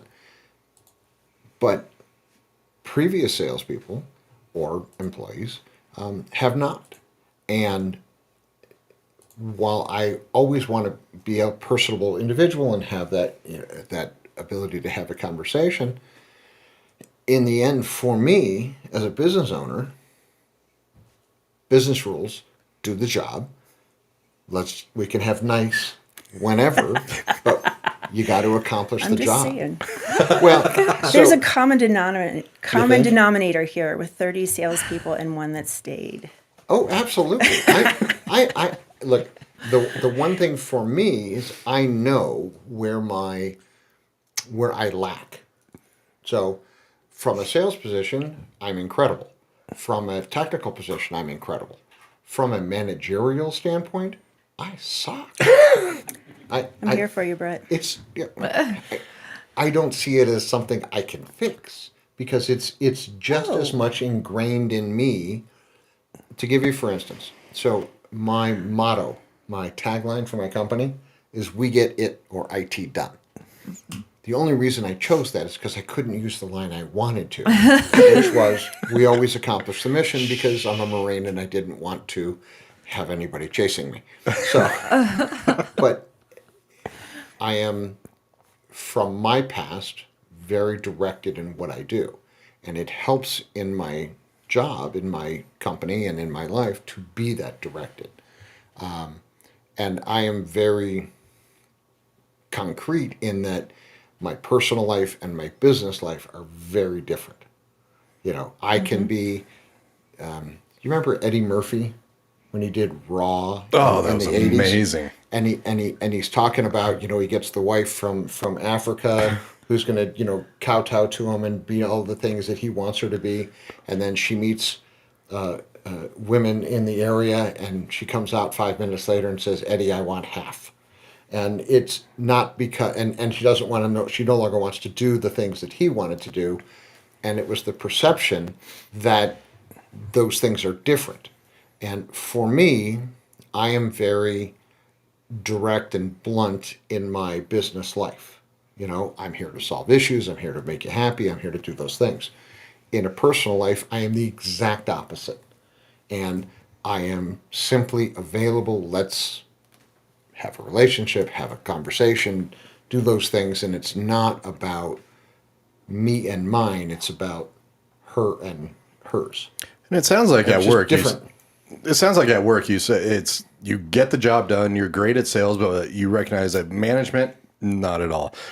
It sounds like it would think in my brain that you probably got a lot of that from military, because in military you don't question, you do your job, and you can't say, "Well, I don't feel like doing that," You couldn't. or you couldn't. yeah. I understand now that you still can. But it seems like you got a lot of that from your experience in the military, and it's do your job and leave the rest out of it, And which probably causes a lot of it can. in the workplace. So I say to, for instance, if a client calls me and says I'm unhappy and I had an engineer who did the work, I'll say to the engineer, client's not happy. I realize full well when I say that, my particular engineer, he takes things incredibly personally. Mm-hmm. So I have to then spend another 45 minutes to 2 days expressing that this is not a issue on him. It's just an issue of communication with the client, talking and doing those things. But Can you still be candid and also have a little bit of care so that you don't have to take that 45 minutes? in business, Absolutely. no. I disagree. I'm going to push You back on yeah, you. but you asked me. Can it be done? Absolutely. If people Yeah, are capable of that, Oh, absolutely. I think so, but so But- brain science says that we can rewire our brains, and We can, as a group, absolutely. I don't Brett disagree in can't. the slightest.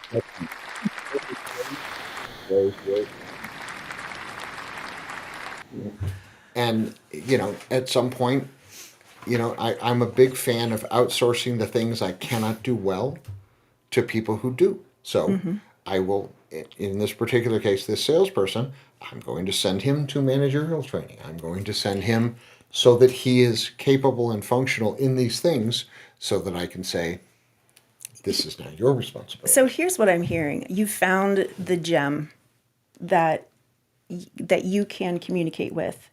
It sounds like. Oh no, I communicated with all of them. I just didn't show up to work. I think you scared him. I have no doubt that that is a certain and true possibility. I have scared lots of people just by existing. I have did. too. I get that. I walked into a client. I sat down. I resolved her issue, and she said, "Well, whatever was on the screen." And I leaned in to point to the screen, and thereby invaded her personal space. And she became incredibly nervous. I was wearing sweats and a tank top because I had just recently come out from California, and it was summer, and it wasn't even a thought in my mind. And that's when that short man's complex came to me and said, "No." And he directed it to me in a way that I understood it. No. That was it. Okay, next. But other people don't accept those kinds of feedback in the way that I do. So I know where my lacks are and where my benefits are. I'm just happy with them where they are. Okay, I hear you. I'm sure some This of is my, why you are so needed out there. and I have to tell you that organizations that do not have, I'll call it drive, mine, for my organization, absolutely. Because if the more people that grow in a company, the more the company grows in people, the more conflict always happens. So Michelle's capabilities and her job are an absolute requirement. It is not just, I don't think it really applies for me because I'm happy where I'm at. And if at some point that turns not true, then I'll go and beg. But until then, for me, it doesn't work. But for the greater majority of the companies that are out there that have 5 or 10 employees, lots of different departments, things like that, where you've got to communicate here about this and there about this and what people hear and what people say, I think it's wonderful to be able to have that resource. And where it's useful, I think it's wonderful. I think there are also areas where certain things are not useful. I know that I am not useful in a lot of areas. Just true. Could I be? Sure. Do I want to spend the time becoming useful in those areas that would detract from my time where I am useful in the areas I'm in? I choose no. But again, everybody gets choices about everything. It's the old dog's new tricks. I know. Yeah. I know. She'll hit me later. No, well, you bring up a lot of good points. You both do. So we all have our strengths and weaknesses, right? I mean, I'm thinking about the crew that we have here.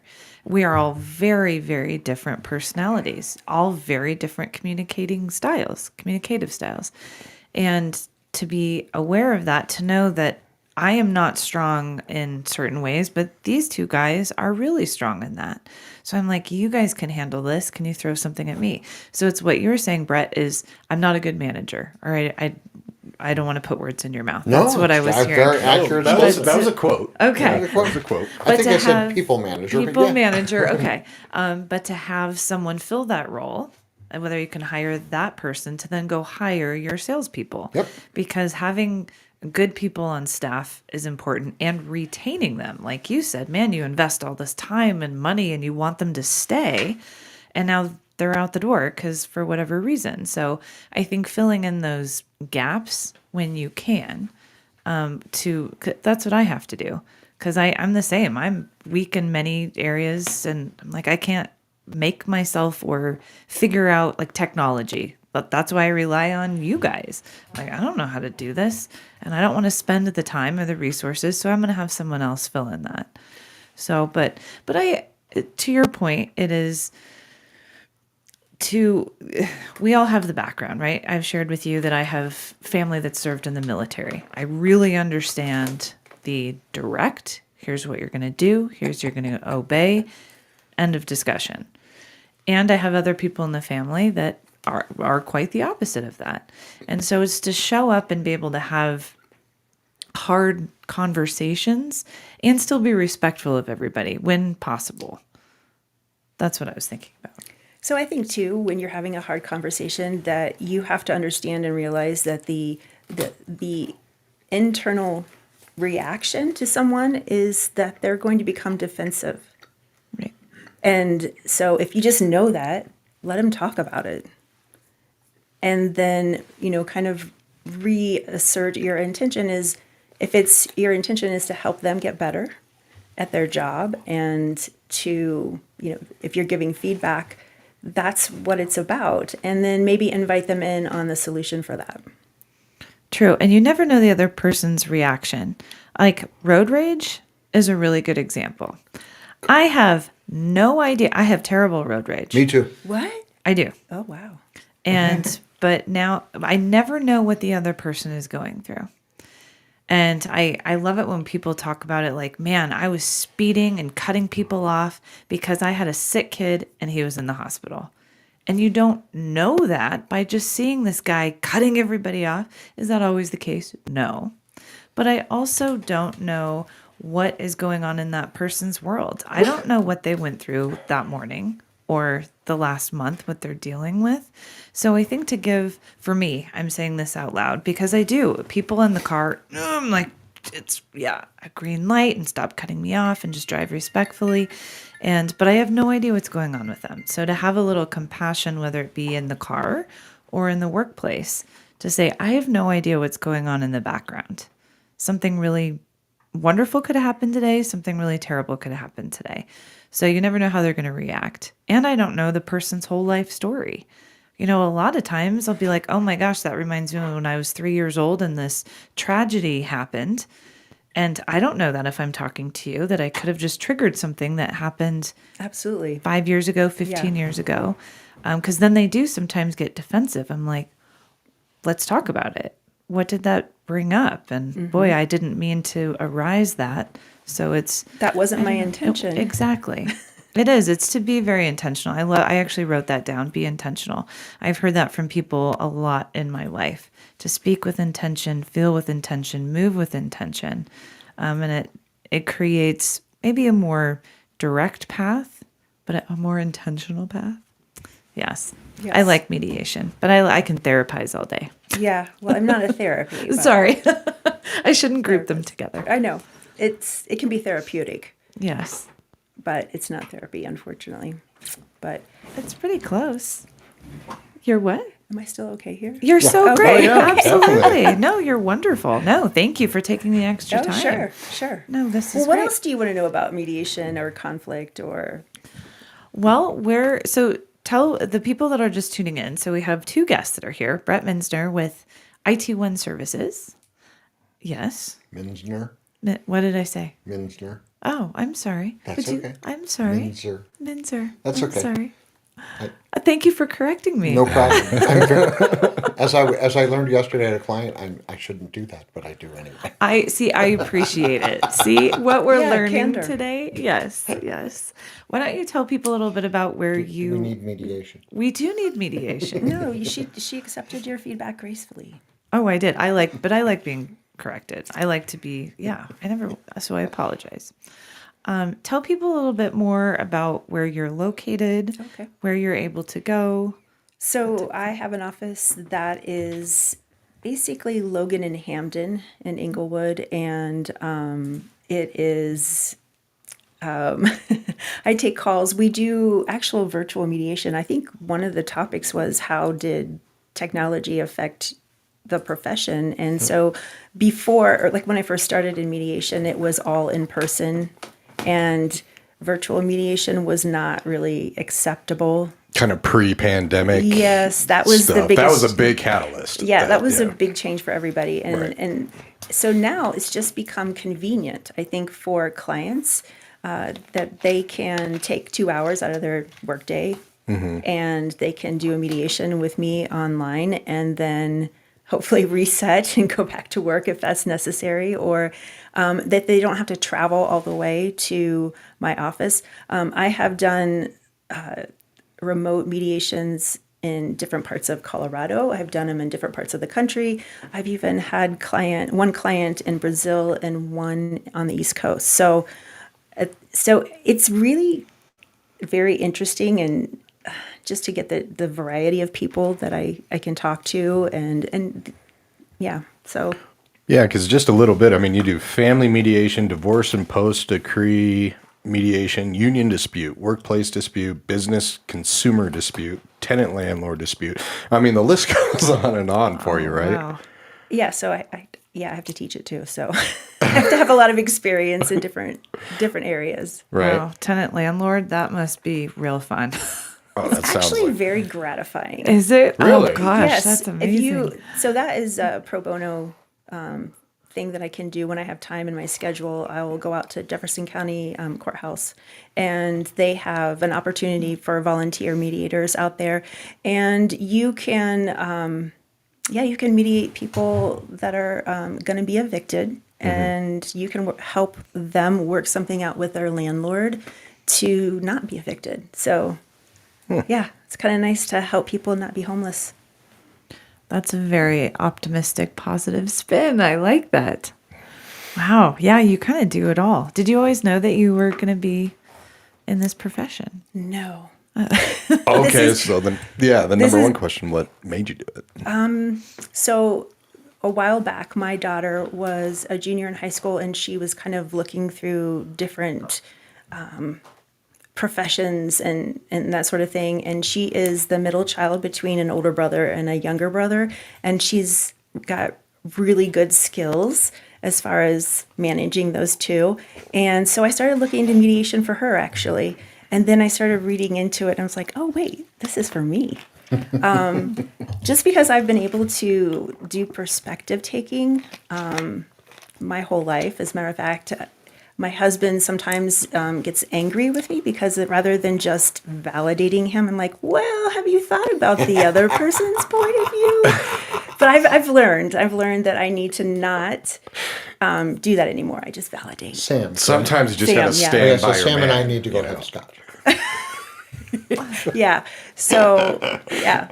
But, and you were talking earlier about, is there a change before pandemic? And post, And yeah. post-pandemic? Yeah. I will tell you that when I used to be a public school teacher, and Talk about mediation. I've been in conflict management for many years. So, Yeah. but what it did, it really showed me how people work. And what I learned when I started volunteering in small claims court and that sort of thing is, wow, kindergarten and small claims court, they're not that different. No, they are. We don't, They're the same. literally, it truly, Yeah. it is, because we are kind of operating in the same part of our brain when we're in conflict sometimes as we are as a kindergarten. And so On the playground, yeah. On the playground. So it's always figuring out, like, what is causing the behavior as a teacher. That's what I was doing, is figuring out, okay, why are they doing this? And what's driving behavior? It's the same with adults. We're just trying to figure out, what are your needs? Isn't it always, I want what I want when I want it, and if you get in my way of wanting it, then we're in conflict. Yeah. Kinda, yeah. And that's human nature to me. I was Yeah, telling a it's- client yesterday. So, if you have one person in a room, you have a thought. If you have two people, you have an argument. If you have three people, you have an idiot and two followers. Well, wait a minute, that's our Right political there, system, wow. isn't it? Oh, wow. I like that, though. You basically Insights. stopped working with kids on the playground and started working with kids in dispute. That's right, in the courthouse. They're just adults. Yeah. Yeah. Nice. No, they're just older kids. Yeah, Yeah. exactly. What do they say about women who are like mothers, where they say I have two kids and a husband, and the other wife says, no, three kids. Yeah. Yeah. I won't get into that on air, definitely. Yeah. Single, never married. Oh, I wonder why. Okay. I'm shocked. Well, but it's true. I mean, if you look in the animal kingdom, it's exactly the same thing. Like, I'm gonna go kill that animal over there, and don't get in my way because I'm hungry. You know, And I'll have to kill you on the way, and then I get to eat twice. exactly. We're all about what is our wants, what are our needs, and we're gonna go after it. So it's the poster. I hope I don't butcher this. It's everything I know I learned in kindergarten. Yeah. I mean, it's pretty true. Yeah, that's why I was, because I used to teach kindergarten. I said it's really sad that we have to teach them to be social. Yeah. And how to be kids, and that they just can't be. Can I ask an interesting question that I've wondered about? So in I want to say the 90s in California, it became very prevalent to not have winners and losers on, starting with intramural sports and going on. And I've always thought that was kind of the downfall Of society. I agree. in general. Of society, really? I don't That know about was? society, but in general in communication. Kids learning, I think, is Because to me, I think kids need if you- disappointment. If They you do. don't Yeah. learn about failure, you cannot learn to surmount it. Well, there here's would- the thing: we learn from failure. Absolutely. well, you don't that learn is- by succeeding. Right. Yeah. So you have to be disappointment at small levels as children is important for kids to experience, so that as they grow older and they're, as the stakes get higher, they're able to handle that. I Because think. life doesn't give you a participation trophy. No, It you does. don't. It's just called the red slip or pink slip.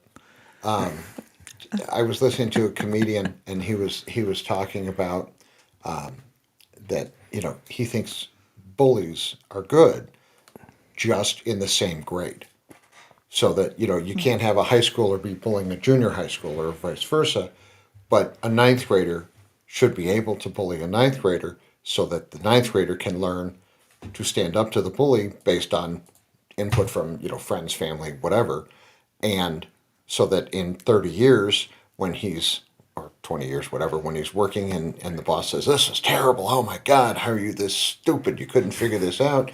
And he doesn't go, "Oh my God, I just need to go find a hole and bury myself in it," as opposed to just standing up and learning at a young age to stand up.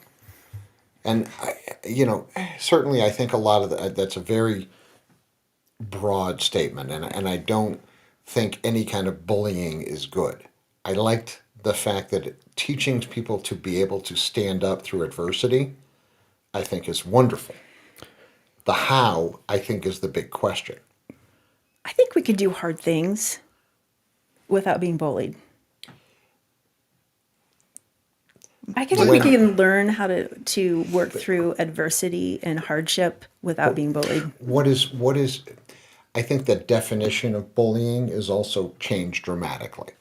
When you're a kid, when I was a kid, and somebody said, Name calling is bullying today. I didn't do something right, and somebody said, "Man, you suck," or So that's here- terrible, or you should go do something else. Then it was teasing or giving you crud or whatever you want to call it, and there's been such an expanding of these definitions. And I don't have kids, so I am speaking as a kid, because I have, when I grew up, my brothers, I won't say they bullied me, they taught me, my one brother taught me how to tease my other brother by short sheeting his bed and putting, whipped cream, or not whipped cream, shaving cream. And my other brother taught me how not to be a fool because he recognized it and didn't get in the bed. So And I'm sure in your profession, I mean, you Life realize. lessons from Brett Minzer. Yeah, exactly. I'm sure in your profession, you know that there's bullies. I don't care what age you are. Yeah. I mean, I encountered bullying as the mediator. I've been working on a case, and I can't say anything like detailed, Right. but the people in the mediation had power, and they turned on the mediators and treated us as the adversary. And so we did stand up, yeah, absolutely. and we used strategy and bullies are mostly we made the cowards. bullies talk to the other people through strategy, though. Bullies are mostly cowards, though. Bullies, These weren't. They were really These awful weren't. people. people who bully in today's environment do it not, I think, and again, no kids, no wife. I think people bully, kids bully, whatever, because they get to have their way when they want it, how they want it, and that's what they've seen in their life of how to get what they want when they want it. And I got bullied. Some kid used to steal my money and my lunch money when I was in elementary, right up until he found my brother in high school and he fell down the stairs. So So your brother was the mediator. there you Just- go. just- And what's funny is he became an incredibly successful attorney and a mediator, and I don't remember the term, but not the judge, but maybe mediator. Anyway, for a long time. And my 11 o'clock had to beg out. She was in the hospital Oh, for gosh. 2 days Okay. in the ER. So Okay. Well, Michelle, you're welcome to hang out as long as I want to be respectful of your time too. I don't have plans. So Okay, good. Well, thank you for. Am I- Yes, at absolutely. 11:30. Okay. Of course. So I did want to talk about a couple of things that the last 2 people who weren't able to make it through scheduling issues. Sure. So they have been hacked. So one of the individuals, and I'll go easy to hard. So one of the individuals had her phone. She was on a trip in Mexico, and she did what nobody should do. She got on public Wi-Fi. And when she did, somebody stole her address book and hacked her phone. And that's really funny too, because so many times it's just almost habit. When you go to a bar, when you go to a restaurant, when you go to an office, it's just like, hey, what's the Wi-Fi? Because phones work better, they work faster and everything like that. But you're saying that that's one of the... Never. Never. Unless you trust the So place. what did I say when I asked you about your Wi-Fi coming in here? Is it secured? Yeah. And I said, yeah. And so I trusted your Wi-Fi as one of my clients. So how do you So- define security then when it comes to a public Wi-Fi? Is it that it has a is none. password? There is none. Public Wi-Fi, stores, bars, restaurants, airports, none of it is secure enough for me to give my data away, Okay. ever. So if you want to, if you need Wi-Fi that is not on your device, bring another device. What about like if you have like your own hotspot from your On the device. phone company? Okay, Yep. so that's fine. I keep one in my bag. Gotcha. When I was at a client yesterday, we were hooking up equipment. Comcast wasn't going to be there till Monday morning, and they needed Wi-Fi. I pulled my hotspot out. I handed it to them. There's only people on the hotspot when that hotspot is turned on. Right. So Right. So she was so this person was down in Mexico. down in Mexico, she Went on got the public hacked. Wi-Fi. And the hacks today with phones are that you feel you've been hacked and you call your credit card company or you get a notice pop up that your credit card's been used. And she got on the phone and she called her credit card company and she said, "Hey, I've been hacked. I got your message." And they said, "Oh yeah, it's terrible, and we'll set up a new account and please give us your authorization codes." And she did. Guess what? And she was calling the number that reached out to her. No. She was calling the number through the the back app of the card. Oh. for the app for like Citibank or whoever. Wow. And the person who answered the phone was the hacker. And she did that for her bank. And the only reason she figured out is because she called 5 different people, and the first guy got on as the last guy. She goes, Oh my gosh. "You don't have a twin, do you?" And then she realized, and she got on somebody else's phone and called me and said, "What do I do?" I said, "Take your phone, throw it in the trash, break it into little pieces." She Throw it in the "It's ocean." $1,000 phone. I said, "I don't care." I said, "If you want to give away your data, good, keep it. It's yours."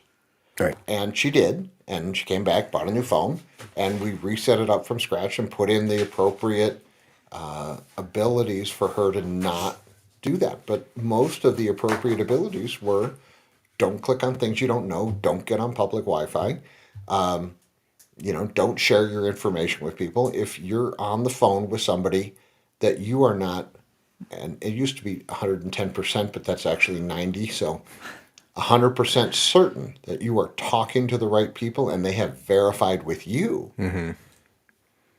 don't do it. I've always found it funny when people call and they're just like, yeah, could you, what's your social so that I can look you up? I'm like, you called me. Yeah. You have my account right there. Oh yeah, I get that all the time. So, I get people say, "What's the last four of your social?" I say, "What's the last four of yours?" I do too. That's why when I asked, when people call, I like to mess with them. And because they know my first name. And, we start talking and I'm like, well, what's your first name? What's your last name? I'll usually get that far. I'll say, well, what's your personal address? And they'll go, well, why do you need that? I say, well, you have my personal info. I just want to be on the same page. Absolutely. And then, they usually hang up after that. But Absolutely. So she brought her phone in and her other devices, and basically a complete and total new device. We were able to pull the data down from her cloud base and secure it, make sure it was stable, and then repopulate her device. And that took 2 or 3 days, 10 hours of labor that she wouldn't have had to spend right. had she followed or known the rules. And the only reason I think she should have known them is because I say them every time I speak. you work in the industry. And I say them everywhere I go Yeah. to everybody I talk to. For sure. Don't But go on public Wi-Fi. Don't. So the other person, a couple of 2.5 years ago, something happened and she got hacked on her phone, and they proceeded to hack her entire life. She cannot open a bank account without it being hacked a month later. Wow. Her technology was simply so infected, and her social, she's reported it to the FBI, and if she could, I'm sure she'd report it to the CIA, but all the local cops, and they've all done squat. What created the open door on that situation? Her phone, her cellular device, and she's got 9 cellular devices, and none of them work. Do you find that cell phones these days are a bigger target, a bigger open door when it comes to it? Cell phones? Yeah, because they're more prevalent. Right. I mean, And everybody that's where- uses them all the time. So, Right. yeah. If I leave my house without my cell, I usually Panic attack? No, I'm actually very happy because I don't have to answer calls and I can say, "Oh, I left it at home." But if I leave without my keys, I'm toast. Because then I can't. If I leave without the keys and the phone, then I can't get back into my house to get either of them. Yeah, it's kind of a pain. But so, she was and is the executor for her brother's will, who died shortly thereafter, and his life got hacked through her. And now, supposedly, I'll put that in front of this, the lawyer for the brother, who did some not nice things when the brother died, or prior to him dying, just bailed out on the case at being paid $5,000 every 2 weeks. And just, now that the brother's gone, that particular attorney is the lead in this industry. And somebody, who knows, what a shock, is now filing taxes for that business under her name. So, these things can spiral in dramatic ways. Right. And she came to me and said, I need to communicate. I need to be able to have a place where it's not going to get hacked. Right. And I said, okay, I can do that for you. But we cannot eat the whole elephant. You've heard the term? So we're going to have to take this one bite at a time, which I have to consistently reiterate to her. I do want to eat an elephant at one point in my life. I don't know how to taste I wouldn't mind tasting elephant as long as I don't have to be anywhere involved in killing an illegal animal. Oh, yeah, of course. Of course. So, sorry. You I think did I mention a probably- lot of it is, when we were opening up, fear-based. A lot of things that they sell their product with, they utilize fear incredibly. Now, when it comes to cell phones, in your opinion, I mean, is there kind of like a computer where there's certain services, certain apps that can help with detecting fraud and with So protecting you? Yeah, detecting is not really the issue, it's stopping. So I have found, as much as I dislike the Symantec product line because it's very heavy, it slows everything down, the thought process is it checks more things, therefore it's slower. Right, exactly. The reality is lots of other product checks as many things and is faster. Okay. Just that particular product. But for cell phones, the Norton product is very stable. And I don't make any money on these things. These are just products that are out Right. there. You're not a, yeah. Yeah, I'm not a shill for them. Right. But for devices, consistently, without hammering you to buy more stuff like McAfee, that you get a 90-day trial or 30-day trial, and you don't buy it, you're going to get hammered for the next 2 years about, hey, buy this, buy that, every 30 minutes. So for those devices, that's a good product. But there are other levels. So so there's a thing called a SIM, and it's what your phone number is attached to in a cell phone. The SIM card, yeah. Yeah, well, it used to be a card. Now they're virtual, and each phone can take two. So you can have two lines on a phone. You can have business and personal, they ring differently. Gotcha. Or not. But those SIMs are now virtual, and she's had more SIMs stolen. So she gets a new phone number, somebody steals it and starts using it to make calls, and they remove her from the ability to manage it. And the company still wants her to pay the bill, even though they didn't have the security in place for it. So in this particular case, I actually provided her with a cell phone and a tablet on a different account, having nothing to do with her. It's just her first name is the only one thing I use on any of the accounts. And it is not through her. I created all the passwords. They are incredibly obnoxiously long and annoying. And I also changed what's called a SIM pin. So it is a pin that a 6 or 7 different character number that defines that pin can be transferred or modified in any way. And when I called Verizon to say, hey, I want to change the SIM pin, what's the default SIM pin? Guess what it was? 1, 2, 3, 4. How about 1111? Oh dear. Okay, I like that that was one the too. default SIM pin. So no wonder Yeah. people get hacked and get these things Exactly. stolen. I've Because just decided I'm going back to my mom's landline. and I'm scared. I would love to. And if Yeah, you it's pretty could, that would be crazy. great. But in the state of Colorado, in 12 states that Lumen / CenturyLink manages those lines, 4 years ago, they went to the PUC and said, Public Utilities Commission, and said, we don't want to manage the copper anymore. And they said, okay. So no more landlines. You can't buy one. You can't? Nope. You have a... You can get didn't one know that. through, say, Comcast, but that's a digital line converted to analog. So you Interesting. can't get the copper, and they're just letting it fail. Well, I appreciate you going to security. We had a couple more questions kind of pop Please. in as you were talking. Yeah, come on in. So, what is your opinion about 1Password, and what is your opinion about Super Duper? So I don't know what Super Duper is. Super Duper is, what is it? A backup software. So I'll address backup in just a minute. Okay.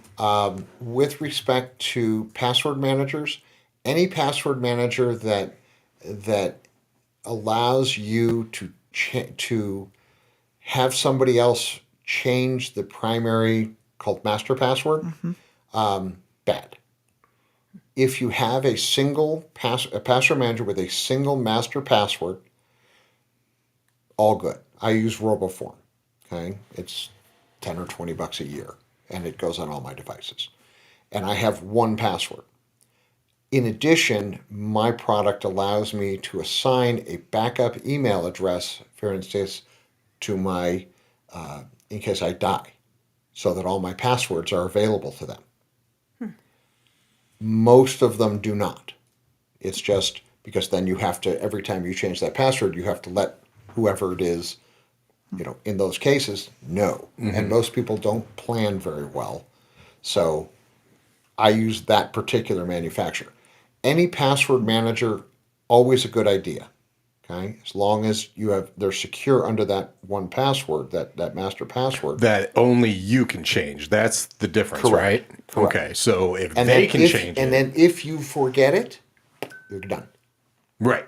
That master password is your master. You. Yeah. Correct. And if you don't do it, I mean, literally, you can't get those passwords. They're just done. All they can do is delete the account. So, and that's not true with a lot of the password managers. So you have to be careful. Right. The second thing, with respect to backup, always back up at least 3 different ways. Whether that's synchronization to OneDrive, I will never say that Google is anything usable for anything. It is a terrible product. It was a terrible product.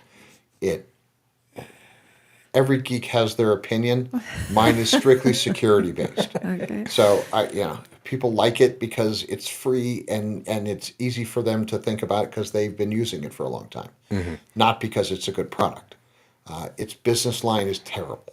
So if you're going to back up and you're going to synchronize things to the cloud, great. Make sure you have version control in that. Version control means you open a document, you make a change, you make a change, you make a change, you make a change. Over time, you can access all of those changes. Okay? Dropbox is a decent product. Synchronizing with them is good. Box is okay. Obviously, all the Microsoft products are encrypted and The secure. Microsoft OneDrive and right. Gotcha. SharePoint, things like that. And there are other encryption products that I like. But you should always back up at least 3 ways. I back up 7 every day. Oh my gosh. Okay? Well, he's in the business, so Well, of course you're going to do it. no, I'm just more very cognizant secure. of data loss. Yeah. If your company's data disappears tomorrow, what is your plan?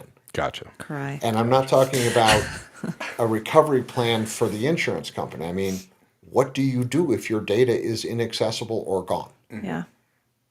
It's So very then do you do scary. a hard drive as well?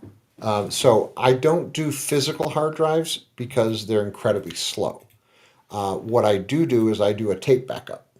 So I actually do a streaming backup, and it goes into a drawer at my house. It's my last and final backup. Okay. I back up to a thumb drive. I back up to 4 other computers.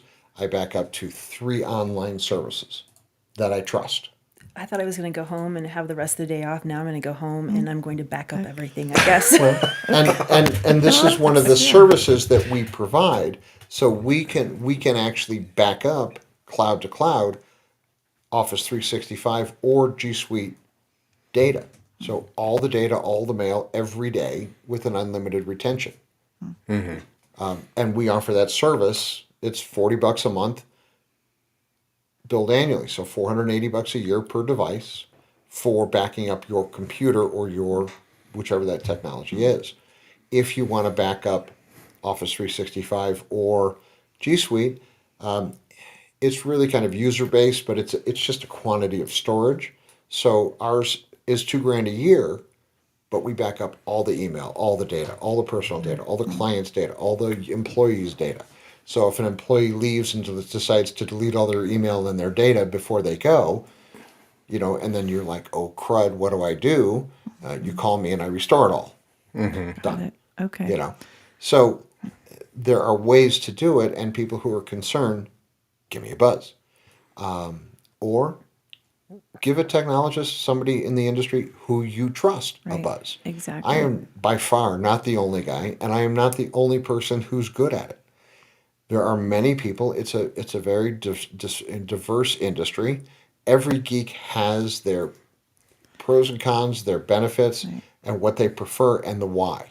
Right. And it's always good to ask the why. I agree. You know. We had a couple more come through. Please. Sorry. Yeah. Is that okay? Oh, So no, one go for it. password's fine. Okay. It's just Okay. check it Cool. for that. Yeah. Okay. Listener, 1Password, you're good. And I don't know. I'm not in this world. What do you think about Crash Plan from Code 42? What is that? So- That sounds horrific, like an airplane. So Crash Plan is a backup product, Okay. and Code 42 is a management product. So everybody in my industry who does remote monitoring and management, it's called managed services, Okay. uses a company to provide that. Okay. They don't have their own servers. They don't, because they use a company. Right. And there's 7 or 8 primaries.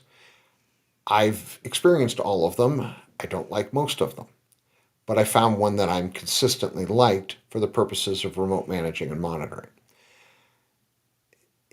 As long as those are managed and monitored by a company you trust, and they work consistently, and you can restore from Crash Plan and Code 42's antivirus product. It's a bunch of things, but as long as it performs the function, it's okay. And which one are you using? The one that you So like? the one that I use, the antivirus product is called Sentinel. Sentinel One. Okay. Like the Matrix Sentinel? Similar. Cool. Similar. Yes. Lots of arms, big eyes. And I use a company called Enable, and they provide that for me. I have recently shifted on the backup products, and I'm in that process right now of duplication, and then I'll remove the other after notifying all my clients. But gone to a better backup solution because the product that they use integral to their service is terrible. I've had to spend 6 and 7 days trying to restore data. That's just a basic function. And I have to get 2 or 3 techs on their side involved. They've lied through their teeth to me on it and said things like, oh, we can't get that data, it's gone. So my answer was, no, you need to get a life, and if you don't have my data in the next 30 days, or 30 minutes rather, I'm coming to your office. And they went, oh, I guess we're going to find that data. And they did, miraculously. So, tier 1, tier 2 support, their job is to read from a screen, and if the question can't be answered by reading from the screen, to say, it's your fault, it's your operating system, it's your antivirus, it's whatever it is, it's not our fault, call somebody else and hang up the call. Because if you agree to that, that's how that call person gets paid, by how many successful calls they make. Okay. I ran the largest phone room in Southern California at the time, and we ran calls 24 hours a day. And that's how those people got paid as well. Okay. So you have to be aware of who you're talking to and why. But does that answer the question on Code 42 and such? I think so. Any managed service product is better than not having one at all. And people who buy antivirus for their computers, like you have ESET on that computer, Yeah. great product. But you now have to manage every device you have With ESA. for just that piece of it. Right. And are you absolutely positive that every device you have has that on it, and what the dates are for renewal, and that they're renewed? Right. Oh, yeah. And that's what managed services offers, is it takes that off your plate. It's Right. just like, having somebody to do management for me. It takes it off my plate because it's not something I'm good at.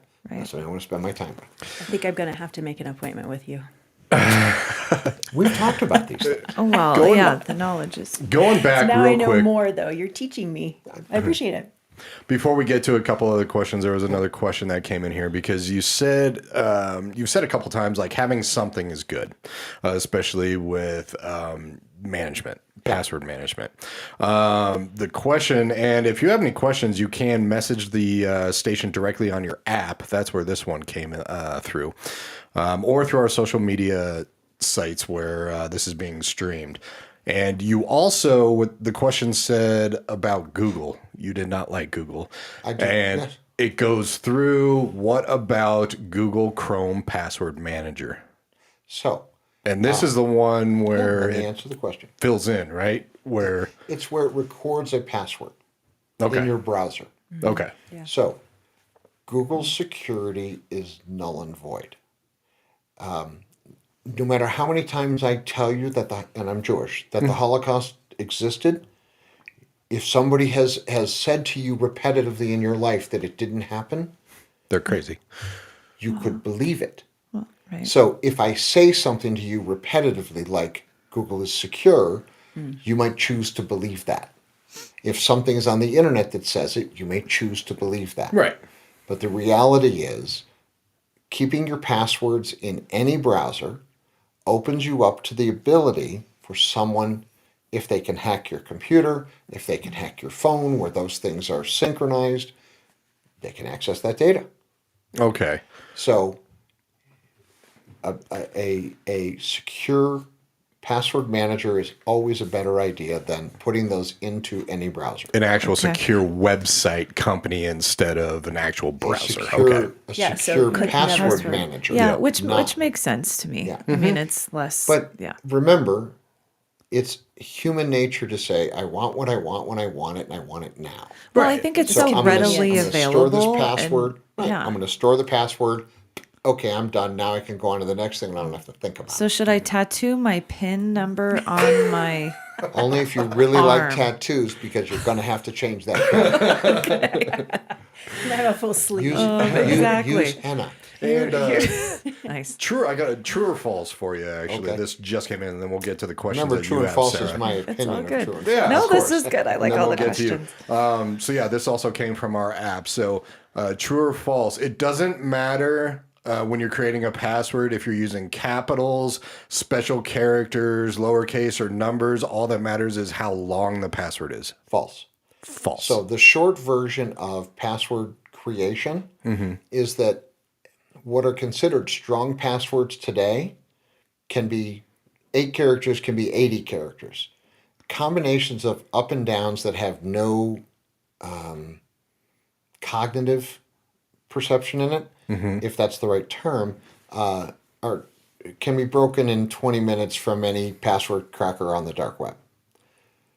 If, however, you choose a passphrase, combinations of 3 to 4 words, preferably upper lower, preferably with a character and a series of numbers, always better. So if you're a Broncos fan, I'm not going to go with you if you're not a Broncos fan. So if you're a Broncos What about if you're a fan, Chiefs fan? Boo. Are you a Chiefs fan? No. Okay, good. Thank God. I was I know. I'm like, we may have to. I was just thinking, like, you might be revealing your. no. That's why I Not was a saying, sports well, guy. let's do Chiefs instead of. So Broncos. you might have a password that might say, John Elway is the king quarterback. And you might upper lower that, or you might turn the caps lock on and do it upside down with a series of numbers and characters. Something that you can easily remember, as opposed to XY2469 exclamation dollar sign, that you're Right. never going to remember. And you're going to have to either write down or put it in a password manager. And if you lose access to the password manager, you're not there, it's not on. So passphrases, and as well, a good solid passphrase, the DoD will take, NSA rather, will take about 5 days to crack that. Idiots out there in the world, state-sponsored or criminal, will take at least a week to 2 weeks minimum to crack those things. 10-year-olds, forget it. Unless they know you and they know you like the Broncos. Well, the multi-chain, once I got hacked, I mean, I changed that immediately where it's, hey, you're going to call me or you're going to text me. Right, And so I also multi-factor have to. authentication. Yes, thank you. But It's like multi-factor authentication, or 2FA, two-factor authentication, or MFA, multi-factor, is only really useful if you're using an authenticator. And using Google's authenticator also leaves you lacking in some ways. Right. Simply because it's a browser. No, it's not a browser. So an authenticator is an application, typically on a phone, that I just dropped, so I won't worry about it because I'm He put it stuck on my behind stuff. the mic. I But have to it's use it's an application on your phone that generates a random number every 60 seconds. Okay. So, And on the other end, it says, okay, what's the random number here? And Right. you type it in on your phone, it communicates back with that application and says, I'm good. mine think I does have too. that. A lot of them, yeah. Mine, anything related to banking does that for me. And Sure, it's like you but have the backup 30 seconds is your to do email this. and your phone number. Right. So you can either get a text or an email. And we also But do if the you phrase, can, yeah. if they can spoof your email address or they can spoof your phone number, those become unusable, Right. or at least not greatly usable. Okay. So, does that answer the question? It does. Well, I had, like 3 or 4 more pop in here. Yeah. These are all about hacked. So I'm going to throw getting hacked. So can the online services, i.e. CrashPlan or Dropbox, be hacked? Yes. So anything what can be hacked. prevents Dropbox from being hacked? Multi-factor authentication. Okay. And What we were talking always about. watching your passwords and never using the same password for everything. Okay. And is so I know how much you love Google after a conversation. Yep. So is Google Mail not secure? No, absolutely not. Google Mail is SMTP mail. Google Mail, Apple Mail, AOL, Comcast, CenturyLink, it's all the same mail. It was designed in the early 60s. It was broken 20 minutes afterwards. It's a terrible product. It's utterly insecure. You just listed all the email servers I know. I know. I was like, what do you use, Brad? Microsoft. Oh, okay. Exchange is encrypted technology, and the others are just waiting to give your data away. So Microsoft as in Outlook. Outlook is an application Okay. that can send and receive the email. Mm-hmm. It can send and receive any kind of mail. Okay. But using Microsoft's, in this case, Office 365 or Exchange, is a incredibly more secure platform. There are platforms that tout security because I can't remember the name of it, Proton Mail, which is also SMTP mail, but it has it doesn't allow some other things, and it has attached encryption to it, and those are useful. I'm not an overall fan of it, but I've got a client of mine who's a former CIA officer who won't touch a phone unless it's a Proton Mail phone, and he believes that NSA and the government have access to every back door in the history of the world. Do I think that's possible? I believe that. I really believe that. If they want to find us, they're going to find us. So, I don't disagree that that's a possibility, but I also believe in left hand, right hand.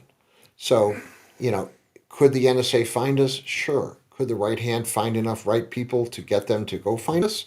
And once they found us, could they get the information back to the right hand in a timely fashion enough that I couldn't shoot somebody in the middle? I just want to be so uninteresting and so boring that people don't care about me at all. Believe it or not, that really doesn't help. Oh. Sorry. It's a strict numbers game. It's just a numbers game. I'm so glad this is on video. It doesn't help. Yeah. It's just a numbers game. They send out massive quantities of functional product to say, will you answer my question? And inherently, people answer the question. Right, exactly. My mother answered it 4 times, and she let people into her computer 4 times. Right. And the only reason that she did it the last 3 times is because she kept forgetting that she'd done it before. It wasn't that she had Alzheimer's or dementia or any of those things. She's just forgot. Right. And you don't think about it. If it's not today and it's not current, then you don't always remember. And it's just the way it is. And the last time, there was a, guy from India on the phone, and he signed into her computer, and he's effectively stealing data right there. He stole $300 or $400 from a credit card charge that was completely useless. And he'd already hacked Comcast to get access to her traffic to know when she was online. Right. And I came in and I said, who are you talking to? And she goes, oh, it's so-and-so, and he's fixing my computer. And I unplugged the computer, and immediately he started cussing over the phone, and I reverted to active duty Marine, and he stopped cussing, and then he hung up. I'm not going to discuss what exactly I said, but afterwards my brother said, would you really do that? I said, for you, Mom, anything. Yeah. So I have a question. Yeah. We talk about, our moms, because my mom got hacked on her computer as well, and extremely shameful for her. It was awful. But what about young kids like Same that? thing. I mean, because my son was essentially, he was on, Some social media. And they threatened him if he didn't purchase something for them, like a gift card or something, then they were going to do something. Yeah, they're gonna share all his information with somebody else. Or create an awful picture with him that wonderful that blackmail. That he didn't really do. Right. He didn't really do it. Because, Mom, I never do those things. So my suggestion for all people who get blackmailed is take a picture of your finger, that particular finger, and send it to them and say, pound sand, and walk away. There are only two options. They either send out the picture, at which you point, yeah, I got hacked, it's not me. But I think we have to talk to our kids, though. Like, I didn't even know this existed until somebody. Oh yeah. Kids, adults, anybody. Everybody. Yeah. You know, nobody is pristine. Everybody has a background. Everybody has something in their life they don't want to tell everybody in their first meeting. Or even with AI, something that's completely made up. Yeah. Yeah. It doesn't need AI. People lie wonderfully well with having True. nothing to do with AI. Right. AI is just an easier way to not think, in my opinion. So, Or make life easier. I like the devil's By not advocate. thinking. we call that buying into the rhetoric. Anyway, so, yeah, I know. So, the reality of these things is that people, groups, are there to steal money, and to affect change so they can steal money. That's their only goal. Right. State-sponsored is just to affect change so that they can make more money and somebody else makes less. And speaking about kids, I actually think that it's just like, you know, when I was going to school, it's just like, why didn't I learn how to balance a checkbook? Why didn't I learn finance? Why didn't I learn how to mess with my heater and my water heater and stuff that I actually use in life? I think with tablets, with technology, with phones, the kids are being inundated with them. In fact, a lot of times they know more about it than I do. And the older generation, they just pick it up and it's like somehow wired. But just like they're not teaching kids stuff like finance that you're going to use, they're not going to be teaching this. They're not going to be teaching how to be safe online. So how to they make an assumption that kids, because they know technology, with big air quotes, yeah. That somehow they're better at it than their parents.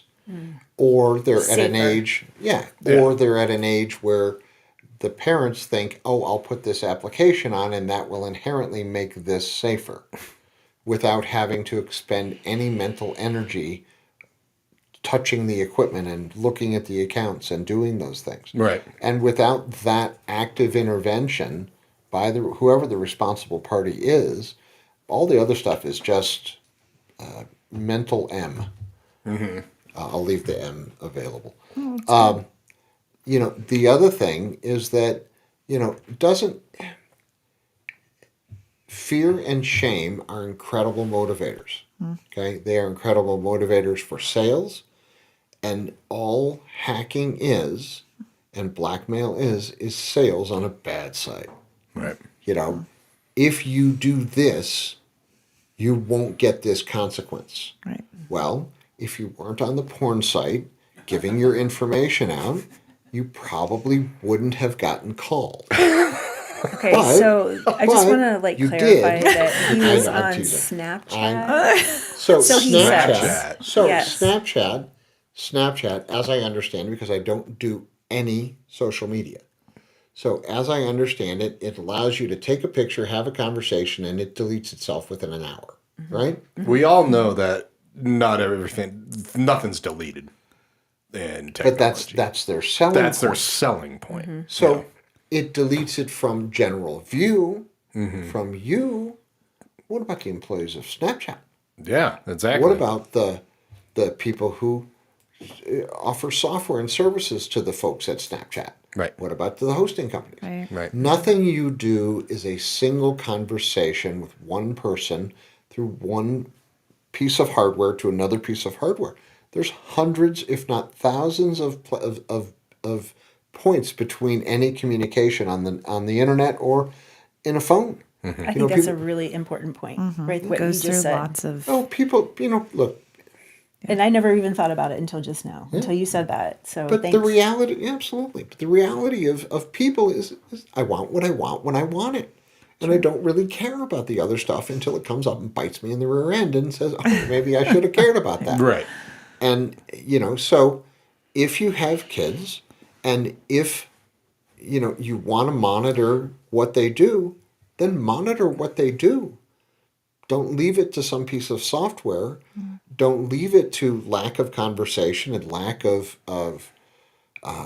being there in the conversation saying, look, this is what can happen if you do. Do you really, show them a picture of something really terrible that happens based on, whatever it is, and say, do you really like this? Is this what, and if they say yes, then you need to have another conversation. But, there You are never know. psychiatrists. Yeah. But, what a comedian said something like kids take too many drugs, drugs for this, drugs for that, and adults as well. That's a and, whole and, other, and he says, but if you want to take the cat and wear it as a hat, then you do need other drugs. So he was talking about the use of ADHD drugs and everything to bring you up, bring you down, bring you sideways, bring you left, bring you right. And he says, and his opinion was, we really don't need all the drugs. Right. But if you're that far over the edge, then maybe you do need a drug, kind of thing. Okay. So- So I want to make sure Gartrell. we had another remote caller. Is Eric coming in at 11:30? He is not in the session, and I dropped my phone, so I don't know if he texted me. Oh, okay. and I just want to make sure. Thank you very much. Yeah, I absolutely. didn't want to knock the mic out. Thank you. Do you have No, some you're good. some I more do. questions? Okay. Yes. He did not They- message me, I so he's have, like, apparently not 15, there. So let's just but- do questions. You have 15. All No, right. but we're gonna narrow it. So these do are 15. It's fun. We well, got time. So these are two very separate. So, so kind of going on the Google thing, it's like if you don't have Microsoft, Yeah. so it's how do we protect our emails and our text messages? How do we secure, encrypt text messages? So that's kind of one school of thought. And then the other one is how do we protect ourselves from a hacker downloading keystroke tracking software to our laptops? If they can record keystrokes, they can have access to everything. So let me do the first question. Yes. Well, actually, I'll do the last Text. question first. So Okay. keyloggers are absolutely available. They're available to people. They're available to download on your system. However, and parents use them as part of tools to manage their kids' traffic. Okay. Those, Deputy and a few others, that's what they do. They monitor all the traffic. And then parents can go in and go, well, I now know you have 3 accounts at Facebook and these are all the passwords. I'm going to go look at them. So keyloggers are there. Okay. The basic rules apply. Don't click on something you don't know. Don't take an email from somebody you don't know about something you don't know. Don't go to a website you're unsure of. Don't click on ads from Google saying, if you know you're going to the IRS, go to irs.gov. Don't type in IRS and then click on an ad for them. Right. Because Right. that's a link that can be attacked Right. and redirected. As far as keyloggers, if you put on the right software on your computers, you have a much better chance of not ever getting software like that inherently put on your system. Rootkits, keyloggers, and other things. But every product out there is not equivalent or good. Just because it says it's antivirus does not mean it works well. Just because, it sounds good does not mean it's good. Remember that every geek has an opinion, and you can believe as much as you feel is appropriate to believe. People say I'm crazy and I don't believe you. Okay, that's my answer. You get that choice. Right. Don't call me when you get hacked, or better yet, call me when you get hacked. Oh, yeah, 'cause exactly. Then I'll I'll get to make save money you. based on your belief. But everybody gets, I'm big on choices, so everybody gets to make a choice as to whatever that is. If you choose not to protect yourself, if you're in legal, medical, financial fields, and you don't have a physical firewall between you and your bandwidth, Yeah. you're You could have taking a some risk. problems, right. Well, you're taking a risk. Right. And if you and it's all about ROI. It's all about return on investment. Is the risk worth the damage? For sure. And whoever was just hacked, the big airline. I mean, it's because You say that like it's a rarity. no, I don't. But like you said, I'm going back to the risk. But did they actually think they were being protected? No, they didn't care. Oh, okay. So corporate environments I've been in corporate environments and technology since the 80s. Okay. And they were the same then as they are now. It's all about money. So if they can put in enough firewalls and enough protections in place, and it costs them $40 million a year to do that, or they're going to get sued and it costs them $10 million as the possible max, they're going to not put in the $40 million worth of stuff, because their goal is not to protect your data. Their goal is to make money, and that's it. And as long as you understand that, when you give them your data, it's a choice. Do we actually know that? What? So if I'm going to go take a plane ride, Yes. I don't know how I'm trusting them because I'm giving them. You're trusting their engines work too. Ooh, we're not going down that road.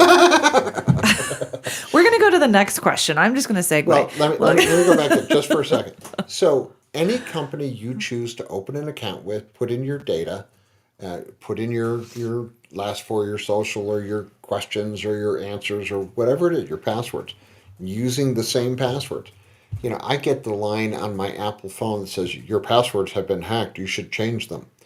So, well, sure. That particular password was in a data breach from 15 years ago. Right. But what I don't think most people understand is every major corporation, every last one of them, has data breaches. The question is, what data is breached? The reason I prefer Microsoft security over others is they don't get breached nearly as often, and they're much more compartmentalized. So when something gets breached, you know, there was a Microsoft programmer who got his computer hacked, and they able to access data that he could access. Okay, but they couldn't access everything. Just that small piece.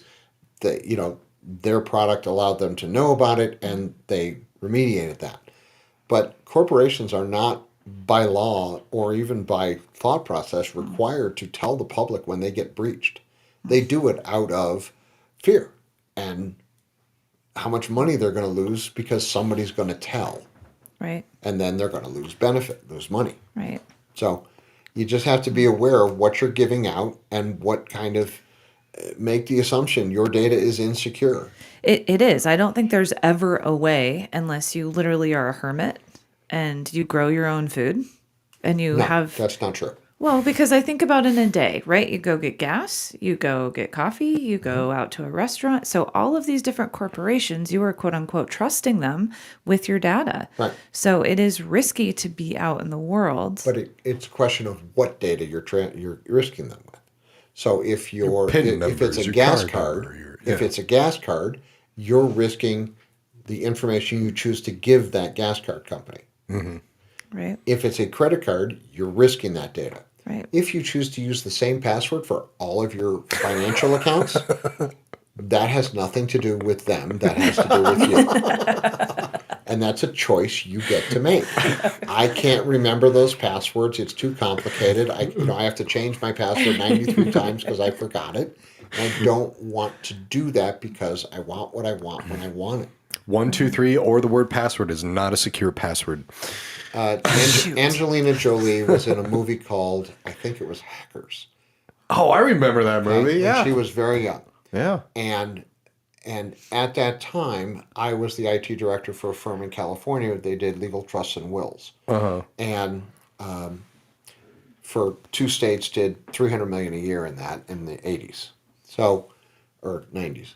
Anyway, I went to that theater, and I was sitting there in the theater as the bad guy says, all the sysops, system operators, system managers, always use God as a password because they have incredibly large egos and they're stupid. And I sat in the theater going, screw it, now I have to go change my damn password. Because I had an incredibly large ego and I was stupid. The difference today is I have a slightly smaller ego and I realize I'm stupid. The only difference between men and women to me is that men are stupid and don't know it. Women know men are stupid and won't tell us.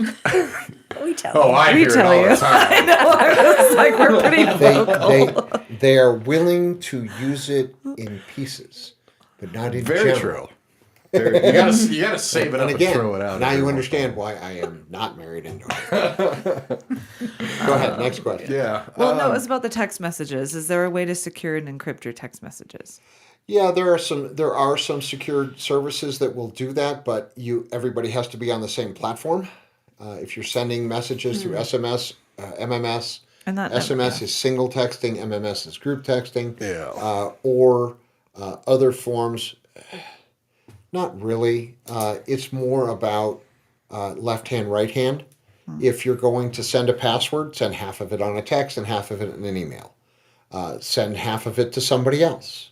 You know, or use encryption software, which is what I do. I use a product called ShareFile made by a company called Citrix. And it has 1024-bit encryption, and I send it, I click on the email, it's encrypted from here to the cloud, from the cloud to the recipient. Okay. And that's all I can do. Right. There's a couple other Zics I'm not a big fan, but I'm not a big fan because it's a pain in the neck and it's useless. Well, it's not useless. It's just a pain in the neck. I have a no, true or false. I think like it's from the those. same True or person. Yeah, exactly. One can leave themselves open to getting hacked simply by clicking on an email. Depends on the email. So the answer is I think what he's talking about is you don't click on any links, you don't click on any pictures, you just open an email. I think is what yes, the question absolutely. is. Just by opening an email. depends on the email, but absolutely. Wow. I didn't even know that. Oh man, Also, they're getting creative. Also, when you It's- have applications like Outlook or Thunderbird or a bunch of other ones, the products on your phone, if you have an email with a preview, guess what? It's opened. Yeah. That's why in Outlook you'll see a thing at the top that says, we've restricted pictures and applications from running or downloading. Do you want to opt for that? Right. The crazy one, I may have shared this with you before. It came out over the holidays. I mean, they're getting creative, and it drives me crazy. Well, for me, it is. I know Okay, you're I in was the gonna industry, but me, who knows very little. Well, if they're not getting better, then they're not trying. So That's true. But it was over the holidays, so they would send a gift, and they would have no from who, and you would scan the QR code to see who it was from. I mean, I think that's creative. How many people would be like, "Oh, that's really cute. I want to see." I was who it at is." the Super Bowl party, what was it, 3 years ago, where they started doing all the QR codes and codes? the advertising. or was And the they first did a Chiefs versus Eagles? huge- That one? Something, I don't know. I'm Nice. not a sports guy. But what I can tell you is that, oh, my friend's wishing me happy birthday. Oh, happy happy birthday! birthday. Yeah. So I saw, I was watching the commercials because I don't watch the football. I was watching the commercials for the Super Bowl 3, 4, 5 years ago now. And all these organizations start pushing out, scan this QR code and we'll do something. Some of them didn't even say they'll do something. They just said, here's our barcode. Right. And Like on everybody- the TV Yeah. so people can, yeah. Yeah, and everybody went, okay. So those are the people. Ever seen Mad Max? Oh, yeah. Those are been a the while. people That we're being gonna read dragged out. behind the trucks. Okay, wow. Okay? It's just if you're willing to just give your data away, then you have no. Right to complain. I was trying to think of the word that was appropriate to that, but There's no word appropriate. There So is, when you there is. go to I'll think of it. Anyway, go ahead. when you go to a restaurant, when they say scan our QR code for a menu, do you always say no? I want a hard Oh, I'm menu. so Absolutely. sick of that. Yeah. Okay. Yeah, I went to PF Chang's up in Park Meadows, and this was after COVID. And I went in and I sat down to a meal, and the waiter said, "Well, here's scan the code for the menu." I said, "No, I want a menu." Yeah. And he said, "Well, we don't have one." I said, "Well, then I'm going to leave." Yeah. And he said, "Well, let me get my manager." I said, "Okay." And the manager brought me a menu. And then they came back with individually self-served pieces of salt and pepper. Because, people didn't want to touch the salt and pepper shaker. Okay. And I turned to the guy and I said, "Did you want me to come back?" And he said, "Well, yeah." I said, "Great." I'd like a salt and pepper shake, and I'd like a menu because you're a restaurant, and if you'd like me, and I looked around and I said, and you're mostly empty, so maybe that'd be a good idea. Yeah. Yeah. And those QR codes are just absolutely horrible. It's like, it's really They're funny everywhere. how everybody's saying people spend too much time on their phones. And like, you know, if you're out having dinner with people, like actually talk to the people instead of being on your phone. And what do? It's just like, oh, scan this and then, oh, order. Yeah. Even order here, pay here. I mean, why do they have staff? Why do you Jeez. have it? Yeah, So that's I have it on my business card, and Wow. it basically leads to one of two places Mm-hmm. on my business card. This one says "See Me," and it leads to my website. This one says "Get Help," and it leads to my help site, which is basically a link to have me remote into your computer. Right. But it's a choice you get to make based on Do you trust want to do this business person? with me. Trust. Exactly. Not it's yeah. just something on TV. I should scan it. right. Well, they had one on the last Super Bowl, and I bet They have one every millions, Super Bowl. It's millions stupid. of people did it. That's stupid. There was one other question I want to make sure. I know we're Darwin close Awards. on time. Darwin Awards. Because you had talked about this earlier in the show about which Wi-Fi's you can trust in public. So a lot of people do work in coffee shops and I had library. a salesperson who did that. Do you different so ones. no Starbucks, no library? Ever. You said hotspot, yes, if it's yours. If it's your If it's hotspot your or hotspot. your cell phone hotspot, or your house or your business. I But do. outside of A that, business you trust. I would find that most people trust. I think that's what's going through my mind. If I'm going They don't to trust, they don't care. a local like 303 coffee, I'm like, I'm going to sit here and do my work for an hour. And the library, I would be like, I can trust this. But then why do Why? we trust it? Because it's a library? Because it's a brick 'Cause and mortar are you telling business? me that you trust the government in all things? I'm Well, not I don't going that trust them in far. They're a governmental organization. But I do think if someone's going to find me, they're going to find me. Right. I really do think that. 'Cause Absolutely. it's- But 'cause I'm why out in stick the a world. flag up and go, here I am?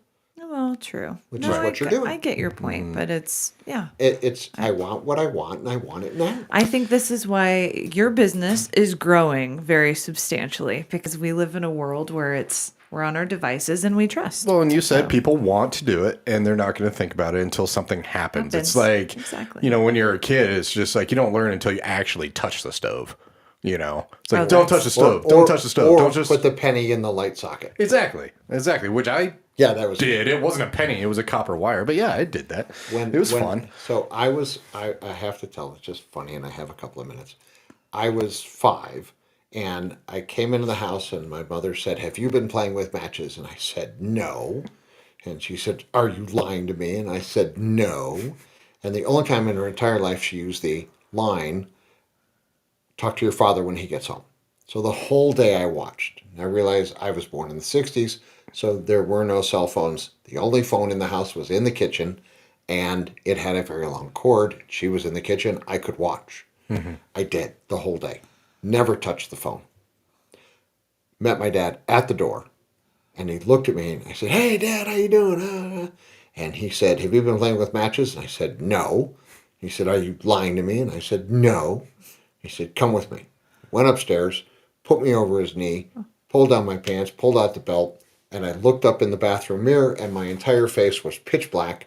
My eyebrows were gone. My hair was burned back to almost the center of my head because in the morning I had taken an enlarged box of Strike Anywhere matches and I stared over a railroad track and lit them. And, you know, because kids like fire. Yeah. And kids also lie all the time. It's like, breathe, lie. Yeah, okay. Yeah, and it's just, don't ask me why. I'm not a psychologist. I could tell you. They're But protecting as a themselves. kid, I lie. And as kids lie. Yeah. So the point of all that is that people want what they want when they want it, and they have no understanding of repercussions until they've had to deal with repercussions. For sure. Well, speaking of, do you have more? I have one more that popped in. No, go for it. Okay. Go for it. This has been awesome. Thank you for enlightening people's minds.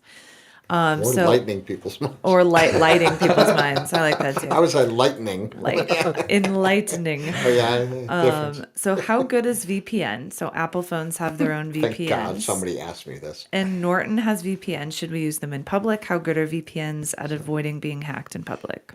Absolutely and utterly useless. It's a sales tool. So, a VPN is a virtual private network to connect a device to a device through the internet. It creates a tunnel.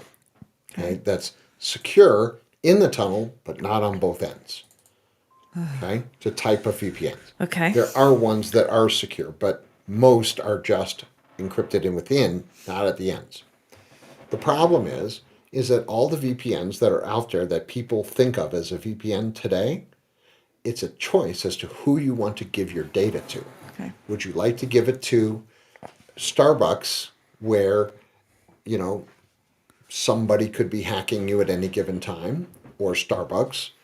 Or would you like to give it to the unknown company in Reykjavik? Because you don't want somebody to know you're in Denver at Starbucks. You want them to think you're in Chicago. Who cares? If the reality of life is, if you cannot say to somebody, yeah, I'm in Starbucks, I'm using my phone, you don't like it, I don't care, then you have other issues. Okay? No VPN. The only time a VPN is useful is if you have an application that's on a server somewhere that you have to access through the internet. And then you're creating a virtual tunnel through secured bandwidth, your home, a non-public source, and connecting to that server. VPNs are also incredibly slow. Incredibly slow. Which is why when you use a VPN going from a point to a server, you're using remote desktop or something like it, and you're actually transferring just pictures of screens, not the actual data, which is why they're not incredibly slow. But no, VPNs are utterly useless. They're a sales tool. They're a gimmick. Okay. Boy, man, I think we could have questions all day. So yes. if people have questions, you can go to my site, it1service.com, www.it1service.com. There is a place to schedule a meeting with me. I will put up a new one that says just questions, but you can click on any of them, and I will be happy to talk to you. If you need services, I would love the opportunity to serve. If you have, thought processes or whatever, and you're just not sure, I don't charge for sales calls. I don't charge for information. Give me a buzz. Love to talk. It's very good. I heard a lot coming through, like how educated you are and you know your stuff. That was kind of a repetitive thing That for the was last very 3 nice, hours. and I appreciate my brother sending all those texts. It was not your brother. Maybe it was. It was not one brother, because the other ones don't want to send those ones. He's full of it. Yeah, pretty much. No, you are you can tell that you've been immersed in this world for a long time. You speak. And the other one I will tell you is that no, I never went to college for it. I watched one video for which I fell asleep. That doesn't help. It's a matter of choices. You have to choose where to put your time and efforts. Yes. If you want to be an engineer, you want to be a tech, not really an engineer, because engineer to me is different. But if you want to be a tech, take a job, Right. learn, take some tests, learn, and become knowledgeable. Going to college for 4 years is a wonderful idea. 2 of them are spent drinking and carousing. No. Really? Only 2? Well, I can tell you that the 1 year I went, I did not go to many classes. I went to one series of classes, which was English Lit, because I really like writing and I like reading. Every other one I did not go to, and then I joined the Marine Corps. So. Well, I love it. Well, you've heard it here today. Thank you all for listening and tuning in with the questions. So, Brett with IT1Services, and Michelle, thank you for being here. I You're really welcome. appreciate it. I kind of got quiet there at the end, but I was just focused. No, it's amazing. Yeah, tell people again how they can find you. You're an amazing mediator. So, yeah. Thank you. Of course. So Phoenix Strategies Colorado or Phoenix Strategies Mediation, either way, would love to have a conversation with you if you are stuck. And how can people reach you? Oh, Michelle at Phoenix Strategies, Colorado. Okay. That's my email address. Okay. And your phone number? What? My Your phone This number? is phone Oh, number. 719-266-8181. Nice. And Okay. I have to tell you that I am incredibly appreciative of both clients and vendors who have decided to spend time with me today on this. I honestly thought I was going to be doing this alone. That was so funny. I mean, Yeah, yeah. you thought it was funny. I was thinking on the way over, okay, what do I do if I'm dead air for a little while? Okay, can't be dead air. All right, do I need a bottle? Do I need to go to the bathroom? It was a question in my mind. We all run into those. Oh, yes. Yes, for sure. Well, thank you guys for the very much. opportunity and inviting me. Oh, absolutely. Yeah. This has been wonderful. Really appreciate it. And if you were just catching the end of it, do know that you can go to our YouTube, K4CO Radio, as well as Facebook. I believe the live videos are on there for good so that you can watch them from the beginning. And thank you very much again. Tell them about the YouTube video. The YouTube video. Oh, it was so yeah. fun. We had to destroy. Yeah. Brett was just so wonderfully accommodating when he was in the office and we said, man, it would be really nice because we like creating reels for people that we're partnered with. And it'd be really nice to do an office space and just destroy computer equipment and stuff like that. And he's like, I got stuff. So we went up to IT1Services and a bunch of monitors and TV stuff, and we could just trash it with a baseball bat and film it and create some reels. So it was just absolutely a pleasure. Well, my hat's off to definitely Josh and Brett. Man, it took me like several times, but I have some, and I mean, man, it was so fun and it's so beautiful. Yeah. I'm sick, by the way. I like it like Kill Bill when it splashes blood. Absolutely. It's beautiful. So It's the whole movie. Yeah. But when you smash a really big TV, it's glass and it like reflects all of the sunlight. It's really beautiful. And it's got like, those strings, those electronic, whatever they are. Yeah. The fibers, yeah. Fibers. I was lucky enough to do the last TV, which was from like circa 1970. And I thought, I'm bad. I can do this. And I grabbed the bat and I'm going to do this one-handed because I'm a Marine and I can take care of this. And behind. I just came in from like Texas back here and I smacked the middle of the monitor and the bat went dink and threw up in the air, flipped a couple of times and hit the ground. And I went and picked it up and I said, and this is how Marines deal with adversity. And I grabbed the bat two-handed and I just started wailing on the TV. After about 2 hits, it destroyed. And it was just, and I'm just still taking action. I think I banged out about 9 times. Something Just like a that. hole in the plastic. And we were live on K4CO Facebook page. I watched it. It was very funny. It was great. It No, it was great times. Really appreciate that. Got our Absolutely. aggression out a little Yes, bit. it did. I've never seen, Sabino, our videographer, was scared. And it was actually really awesome to watch. I couldn't tell if he was scared from the monitor you hit and that blew up and you thought the cops were coming, or because it sounded like a shot, or from mine where I was just going to town on the thing. I think all of the above. Yeah, it was very enjoyable. Yeah, So it was thank fun. you for that. Did you guys wear eye covering or something? We had that's- sunglasses. No, but I made him Of sign a course statement that said they can't sue me. Yeah, exactly. Yeah. Okay. But and I put it in one of those Bagster things.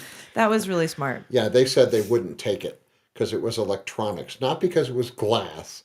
They said it was electronics. I said, prove it. I want my money back. What? Man. Yeah, and then I threw it away. Oh, I'm makes me sorry. Oh, jeez. Yeah. That was it was heavy. It was. Okay. Yeah, 2 of us had to take the big TV out of my car. Double thank you. Yes.